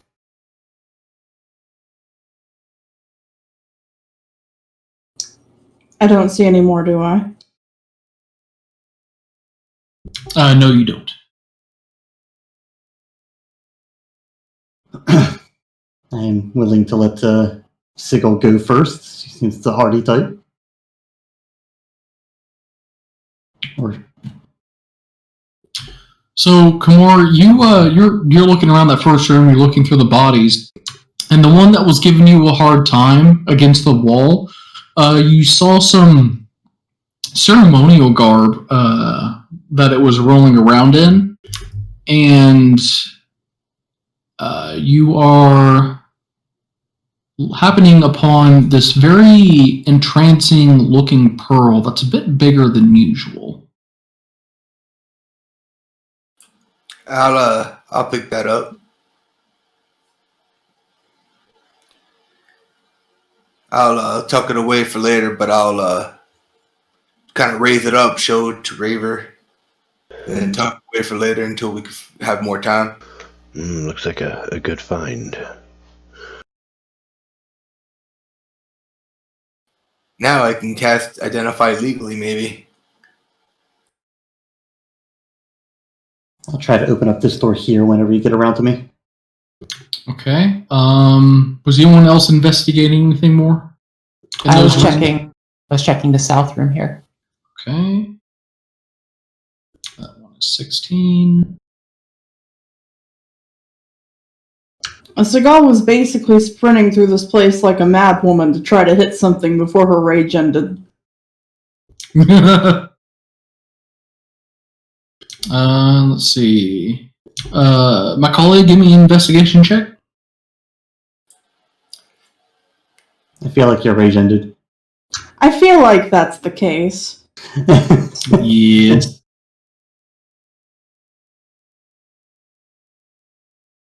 And that makes me sad. did you want me to stab you a few times just to keep your rage going? Just give you a little stabby stab. I need the bag with the animals in it. You monster. Just start biting the heads off the birds.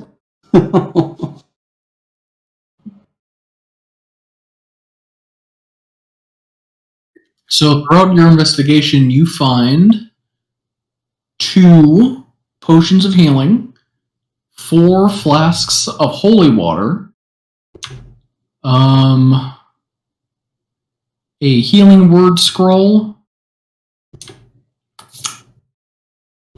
and an augury scroll. Interesting.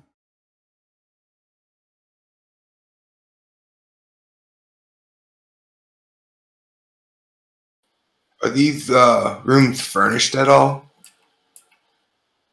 They are indeed furnished. Let me get this item here because I had to rename some items.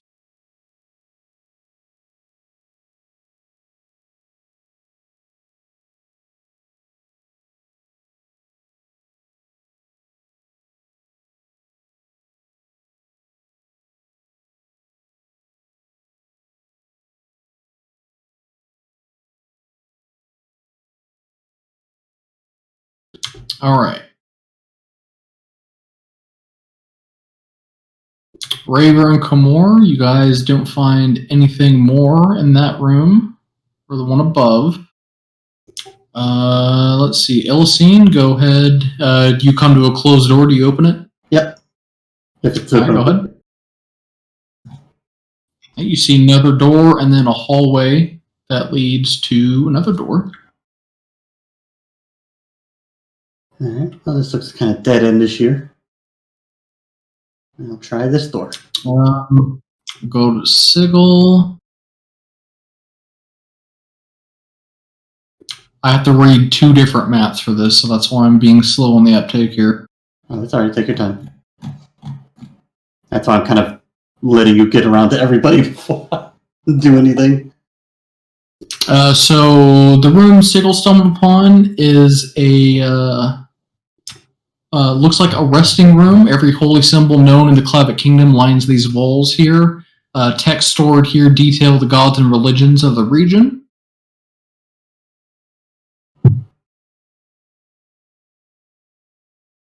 Mycalia's room.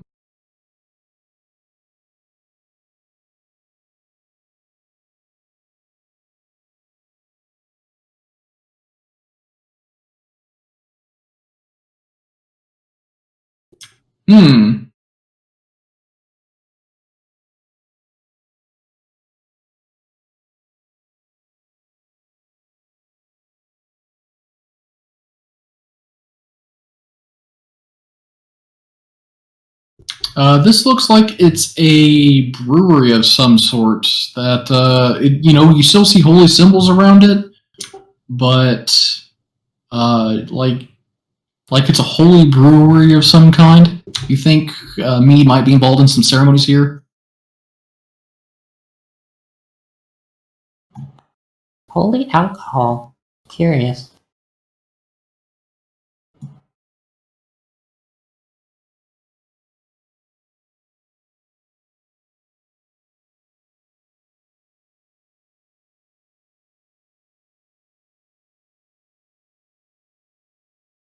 All right, Illicine. You go to that door, it opens. It's another resting room like Sigil found. Alright. Another resting room in there. Oh, hey, found another way through the door.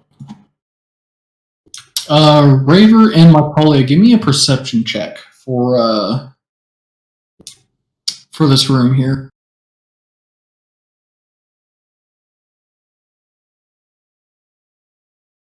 So, Mycolia, you're kind of like busy wondering, like, holy alcohol. I've never heard of that before.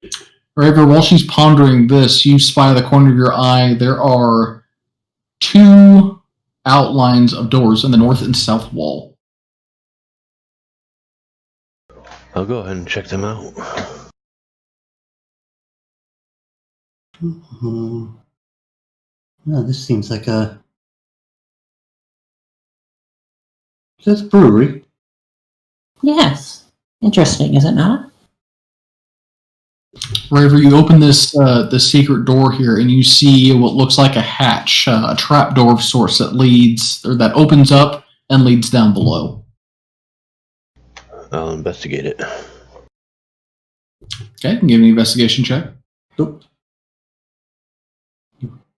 Looks like you found something there. One missing one. Oh, hey, there you are. Secret door over here. Am I able to help him with that? Yeah, sure.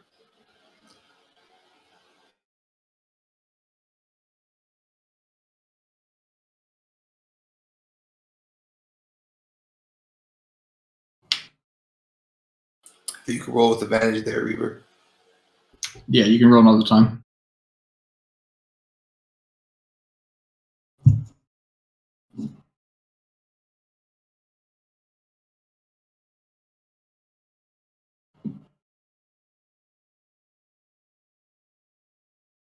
Well, hey, we're all back together now. You don't see anything wrong or that stands out of place to this trap door here.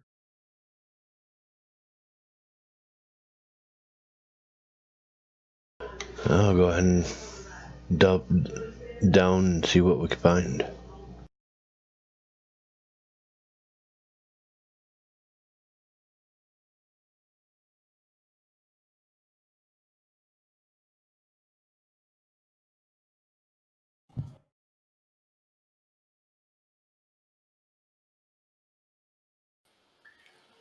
Looks like we're going down, everybody.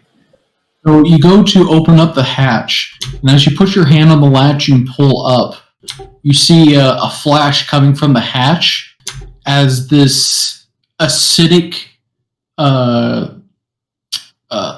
bile begins to eat into your glove here.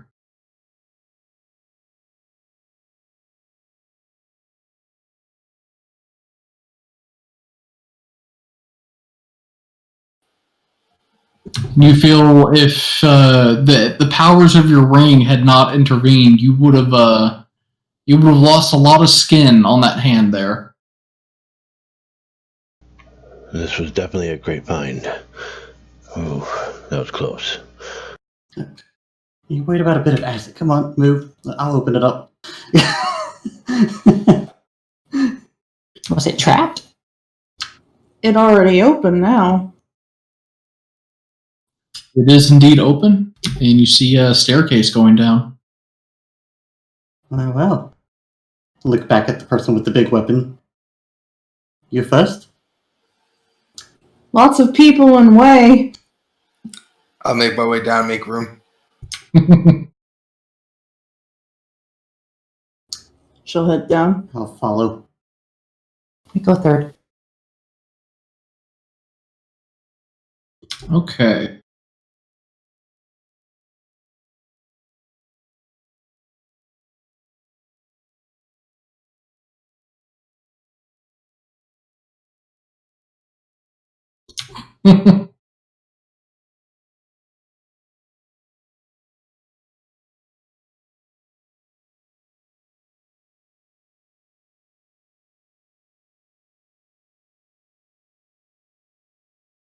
So Sigil heads down.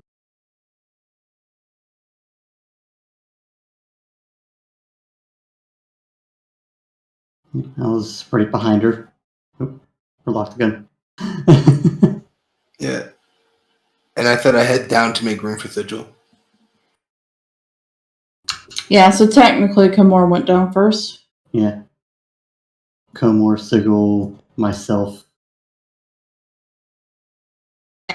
Well, as Kamar goes down first, suddenly without warning, a trio of zombies pours into the room and the stench of death overpowering the area.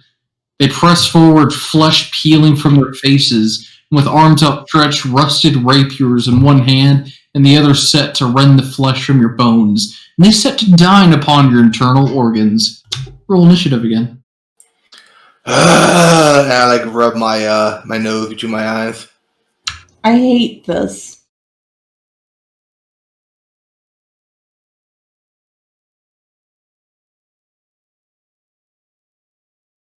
Well, at least the two people up front are ready to go, it looks like. Alright, Sigil. I mean, where am I? You are still at the top of the ladder. I go down the ladder. If they're not aware, I would be like, oh, looks like we got some friends down here. Friends? Yeah, more undead, look like. Not my friends.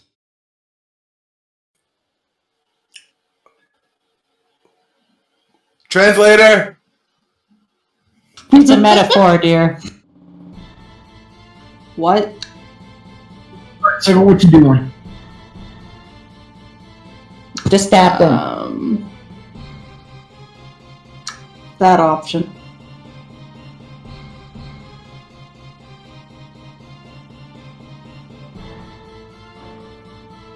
Oof. So, Sigil, as you drive your blade into this creature, or you make a slashing motion with it, you notice that after your slash, you notice that blood drips down on the ground.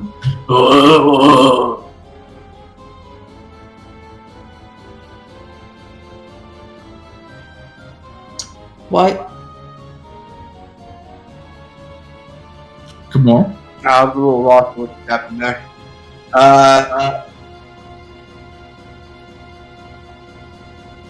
Oh, fuck you. You owe me a 20. Almost You owe me a a 20. 20. You heard me, Becky? You owe me a fucking 20. Alright, I head down the ladder. So you're saying I stabbed it and it bled? Yes. Is that unusual? Well, you go. Give me a religion check. Ooh, I don't like being close quarters like this. Bro, I'm in the middle of this tic-tac-toe field. I don't know what you're talking about. Like, you've heard of zombies before. They're essentially just, corpses that are back from the dead. Depending on the corpse and how fresh it was, it could still have blood in it, but the older ones that are, just mostly just skinned, there should be no blood, so might be a fresh corpse. Oh, these are some of those acolytes or some shit. question. Are they wearing priest clothes? No, they look like zombies. Like, Okay, barely any but skin zombies on wear them. clothing. Yeah, they're like a standard uniform for zombies in this world. No, like just like tattered clothes and armor. The zombification. So they don't look like they should be that fresh. Correct. Now, how much movement was it go down the stairs, the ladder? I will say 15. 15? So Yeah. 20.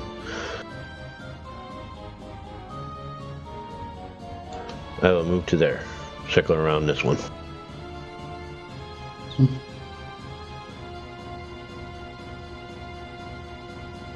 This one will go, as it readies its rapier here and tries to stab Kamor.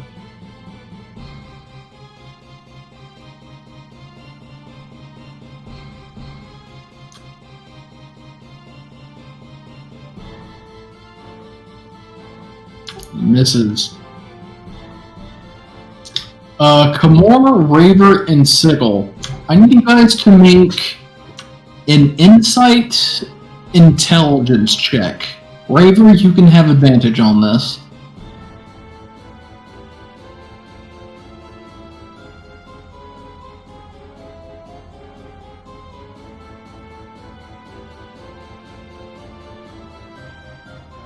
So I don't suppose I could, like, look down the hatch and see them and cast spells at them from there? You could. But as the result from the roll, Sigil, you were like just too focused on the combat. You don't give a shit if it bleeds, if it doesn't, whatever, it dies. Raver and Kamor, you remember the thing that happened back in the main chapel where Raver said that, oh wait, that one chick that's setting fire to the thing is a disguise and then she vanished? Well, both of you notice that these zombies, they're actually not dead. They're just people that are pretending to be dead. They're not the undead. It's more trickery. I wouldn't be surprised if they did some type of mind voodoo on those acolytes and dressed them up like this to make us kill their own people and waste time. Soft hit? Soft hit. Soft hit! She yells it up at the spellcasters. The one with the giant hole in his chest from the rapier poke. Yeah, soft hit.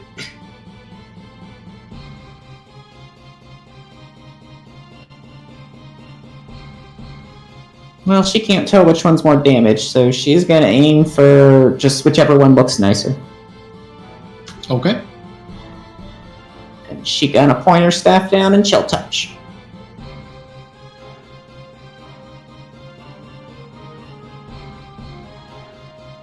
It hits.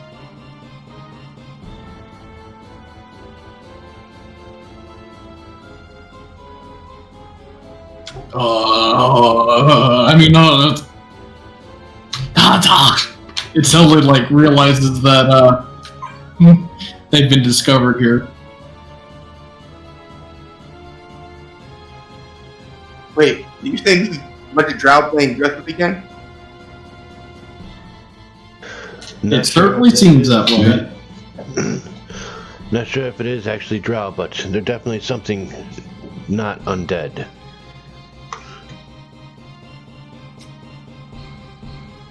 This guy's gonna get some flanking on Kamor here. I don't want to get pyramid.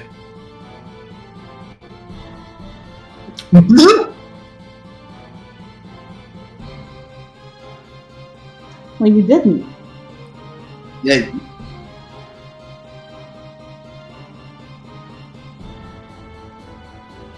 Oh, right. I guess I'll go down the ladder.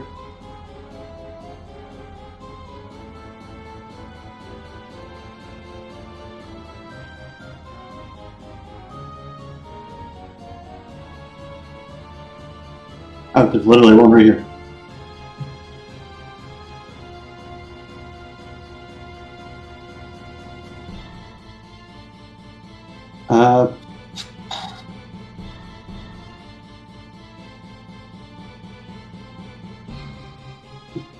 I get a question for you, DM.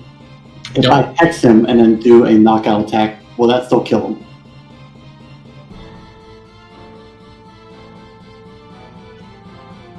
Because it's- attack, so. Because it's partial damage, yes. Okay. Partial magic damage, yes.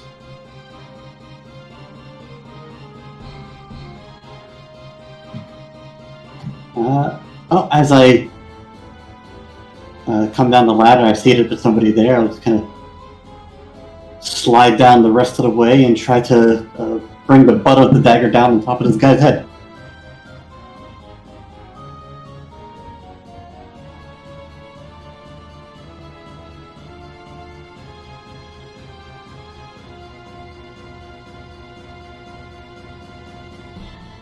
Oh, it's a hit. Thunk. And he's knocked out. And so that was what, 15 feet to get down, so 20 feet.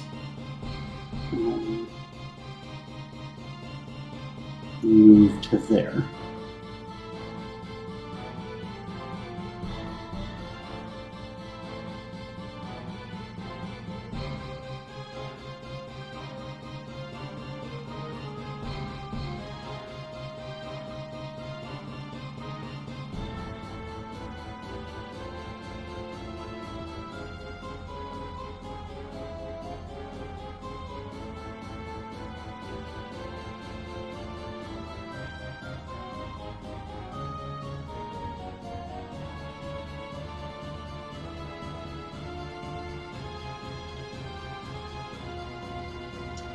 He's gonna come over and attempt to soft hit.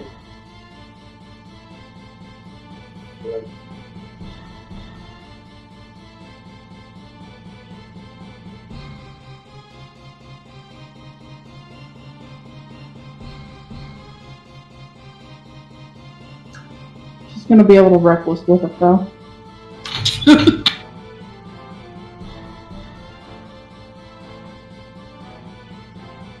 It's a hit. It was a soft hit.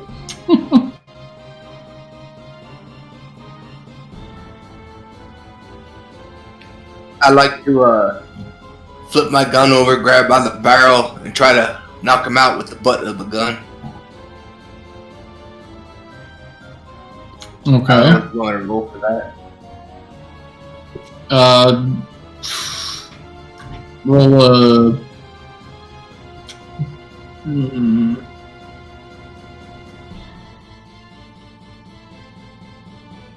I guess we'll just say it's an improvised weapon. I'm going to roll D20 for the start. See if it even hit.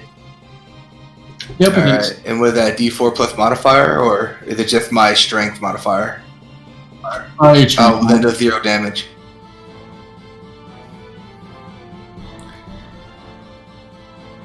Huh. I'll let you do 1 damage to him.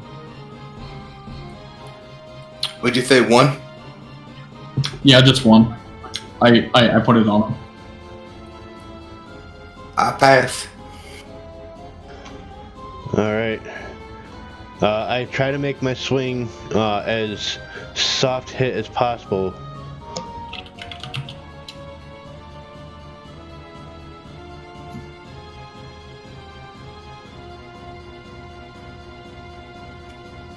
Well, not that soft, apparently.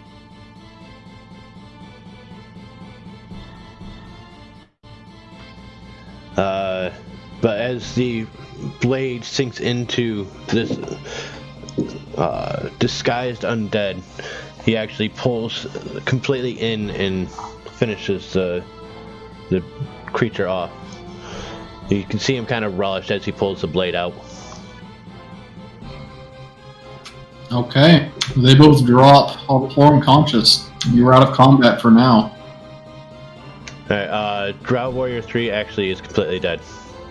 He basically feigned trying to subdue him. He was too much into the battle. Okay. I'm going to go over here to this guy and see if I can't wipe off some of the makeup. Now, Also, I'd like to head down if you don't mind. Oh, yeah. Raver, you got Which it. one? But Which one spoke out? Which one of these two zombie-like creatures spoke out before? Oh, the one that Raver killed. All right. I'm gonna And go ahead and check out the body. Do I know what a charode is? A what? Charade, Charade. right? A charade?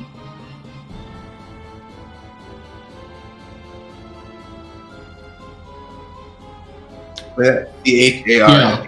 Oh, charade. Yeah. Okay. I thought that was an O. Looking at the text box here. Nope.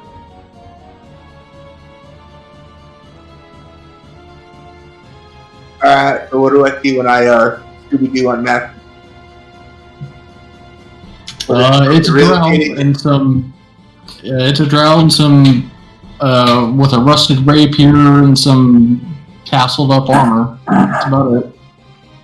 All right. I will rob her and tie her up. Okay. more dark elf. More dark elf. Yeah, I don't know why they're playing all dress up all of a sudden. We could interrogate it. Yep. Yeah, let's just tie him up. If we got some rope, leave him here, and we'll be back for him. You see me? I am doing that now. There anything special you think we should do to tie him up? Gag it. Gag him as well. All right. Yeah, Make sure it doesn't cast any Sure. spells. you assist with the tying.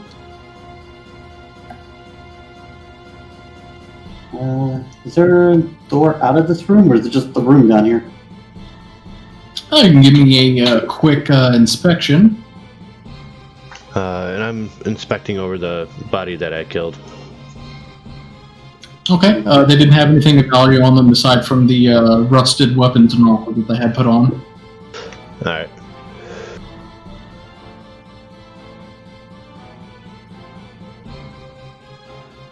Is there anything salvageable from those rusted weapons and armor that the blacksmith could use? No, they're all pretty poor quality. But Elisane, you see the outline of a door right behind Kamor. Kamora, can you press on that wall right next to you there? From right here, and I'll push into it with my shield.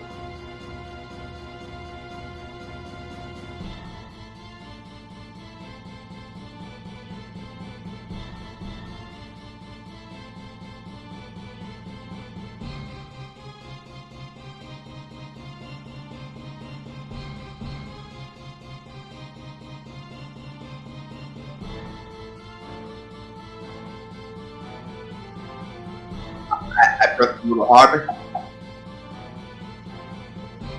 Oh. There we go.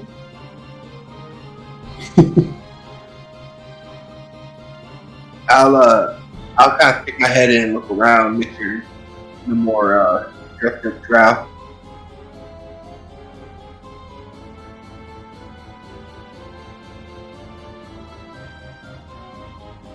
You don't see anything, but you can hear a large amount of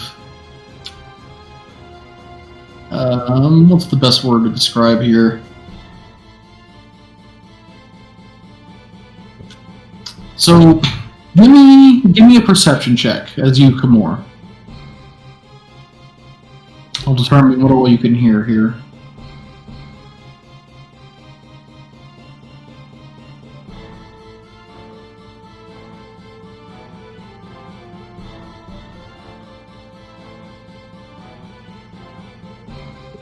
Okay, so you can hear coming from your right the sounds of things dragging across the floor,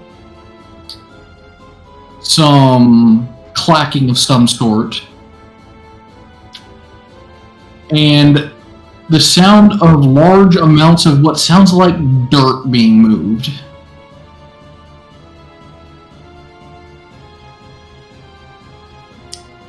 I'm hearing that right next to me, or like through the wall. Through the On my wall. right. Yes.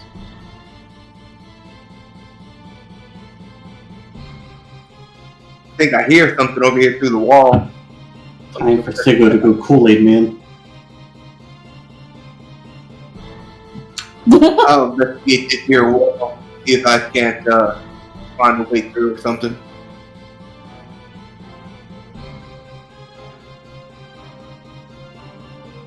The hell is this map?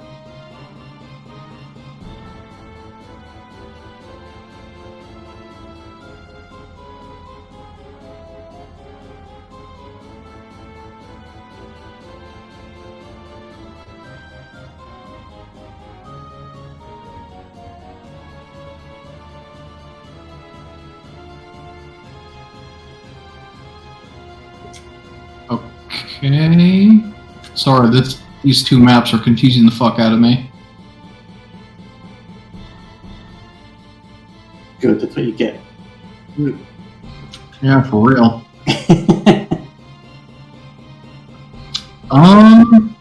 Okay. Okay. I'm gonna say fuck it.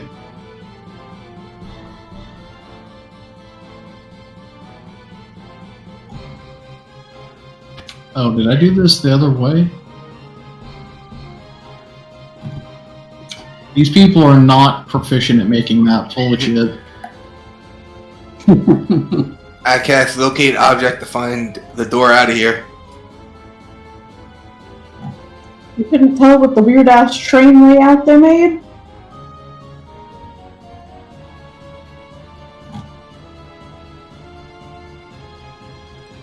Train layout. Oh, you're talking about the Christmas mission? Yeah, I think it's the same people. It is. Yeah.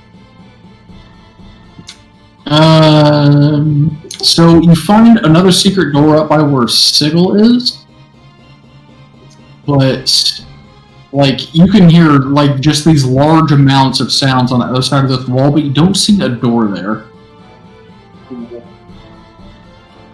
Alright. Let's see if we can find a way around. It sounds like the main party's going around over here.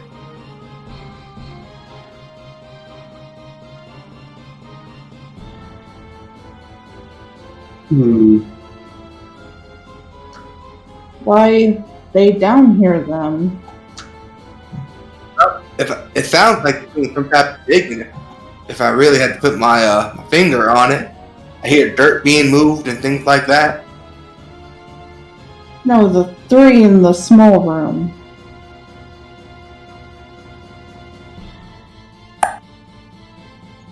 Oh my god. Guards, right?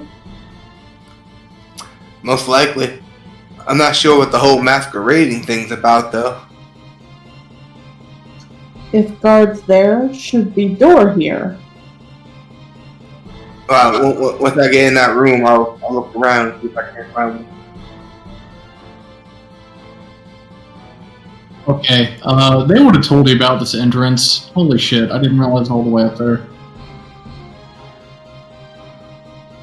We'll just say that you come out over here. Save me some embarrassment. A little Eagle showing love.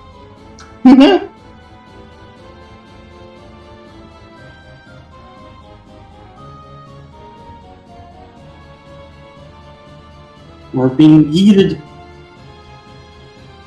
I've been yoked. What the hell is this? How did we end up here? Well, see, the room that you went into, there was another trap door that led down a staircase. Okay. And that's all that I will ever tell you. Okay. I might tell you after the session.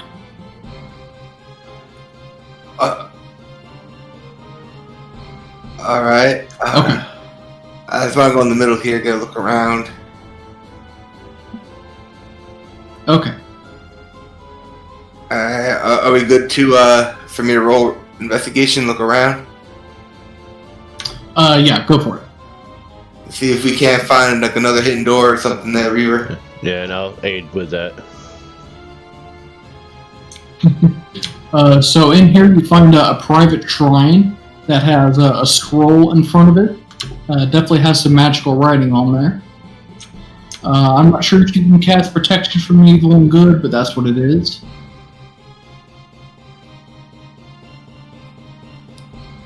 Alright, I'll take a fancy piece of paper and put it with the rest of our stuff. Do we see any other kind of sneaky looking doors? Yes, you see one to the north and one to the south.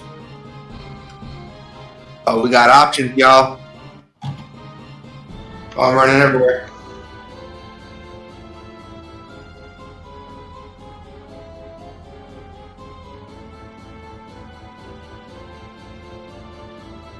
So the entrances are where Raver and I'm just gonna unlock you guys for the time being.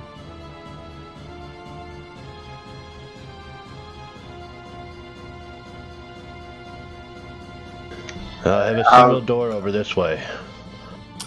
Yeah, I got the same over here. Okay, you each come to a door. I'm gonna investigate my door. I'm doing the same as well. I already had one thing of acid come at me. Alright, you guys don't see anything wrong with your doors. I'll open the door with my left hand.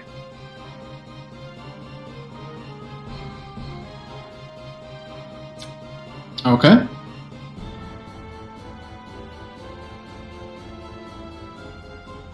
Looks like these are some private bed chambers. Look very comfortable, mostly undisturbed here. You also see doors in the backs of these rooms.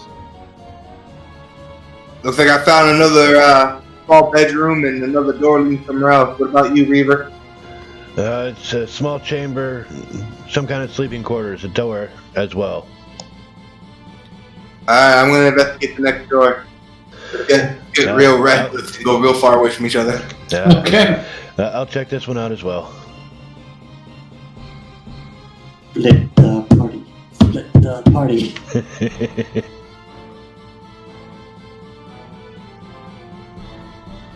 A little bit so I can click it. Alright, you guys got that and that. No, you guys don't see anything wrong with your doors? I'll open that door. They are both open, Hey, and I will need you guys to make some wisdom saves. Just the ones that open the doors? And the people who are in the rooms with them. Okay. As you guys open these doors, and this maniacal laughter starts echoing out from them. This is Macaulay is the only one. Macaulay is the only one who is spared from their laughter, as Illicene, Raver, and Kimura are inflicted with a very harsh confusion. Each of you roll a 1d8. Wow, even at 16. I guess that's in there. Illicene, you make an attack on Kimura. Your choice. He looks very daggerable right now. Very terrible. Actually, we'll go for the belaying pin.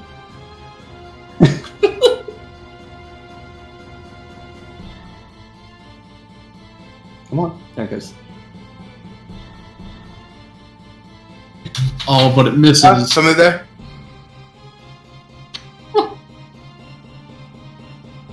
Raver, you walk right directly into Macaulay and kind of pin her up against the door, and Kimura, you just start walking into the wall to the north and you don't stop.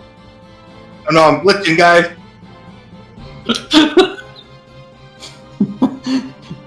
Does he speed run and glitch through the wall eventually, or? What? What are you doing? Falling through the map.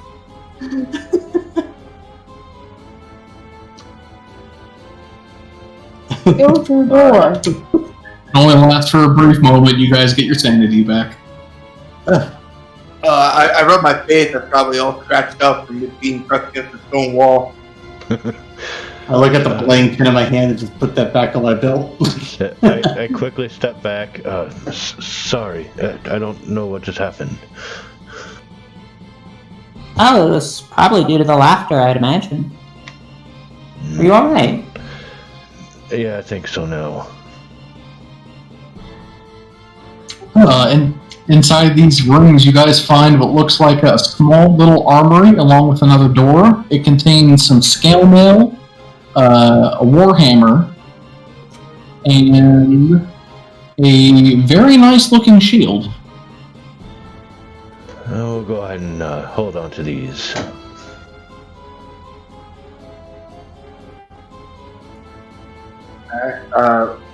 What is this, like a broom closet?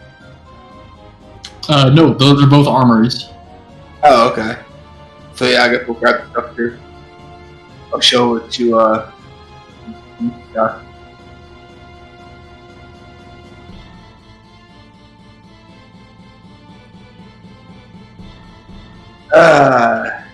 Should I, what do you think? Should I try to open this next door, or? If you don't want to, I will. Alright then, I'm gonna just give it a quick little look over real quick here. Yeah, you know what? Just for your safety, I shut the door. Okay. Yeah, I feel safe already. You see nothing wrong with the door. I didn't even go for the check. I just still kind of in a confusion of what's going on. I opened the door. All right.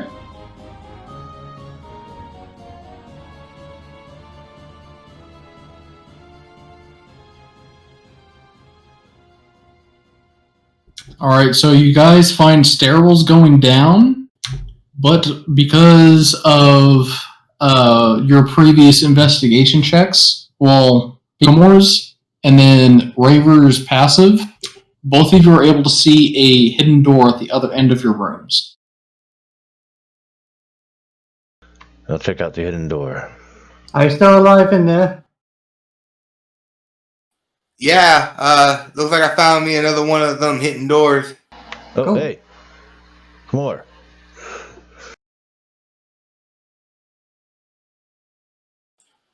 Howdy, y'all. I was trying to find some hideous laughter, but I just bumped into y'all. What was so funny? I don't know. I heard the same thing, apparently. Did it affect you as well? No. Oh, good. And in this room, you guys find a trapdoor in the middle.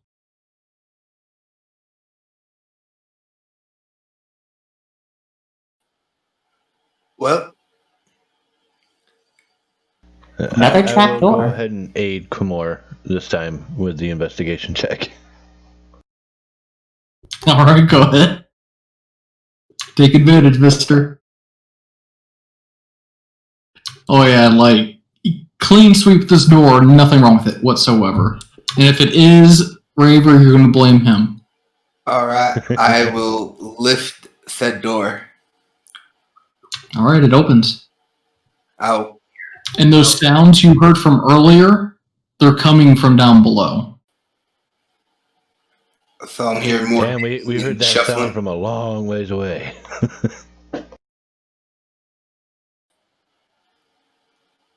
What can I say? I'm very perceptive. Apparently so. I'll start to try to make my way down, but being quiet about it. All right, you come, Clank, clank, clank, clank.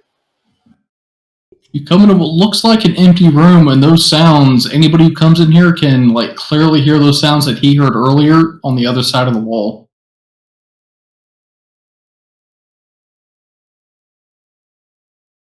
and you all see a not so well hidden door right in front of Illicine.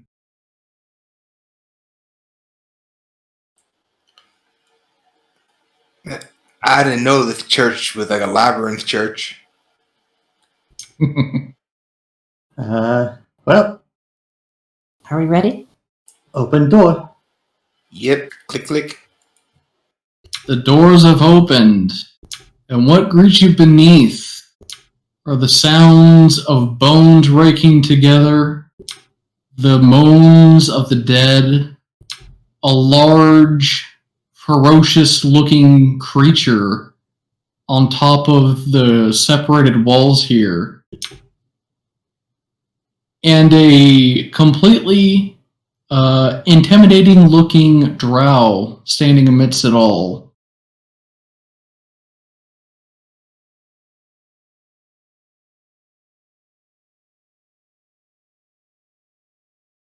Thank you, I hate it.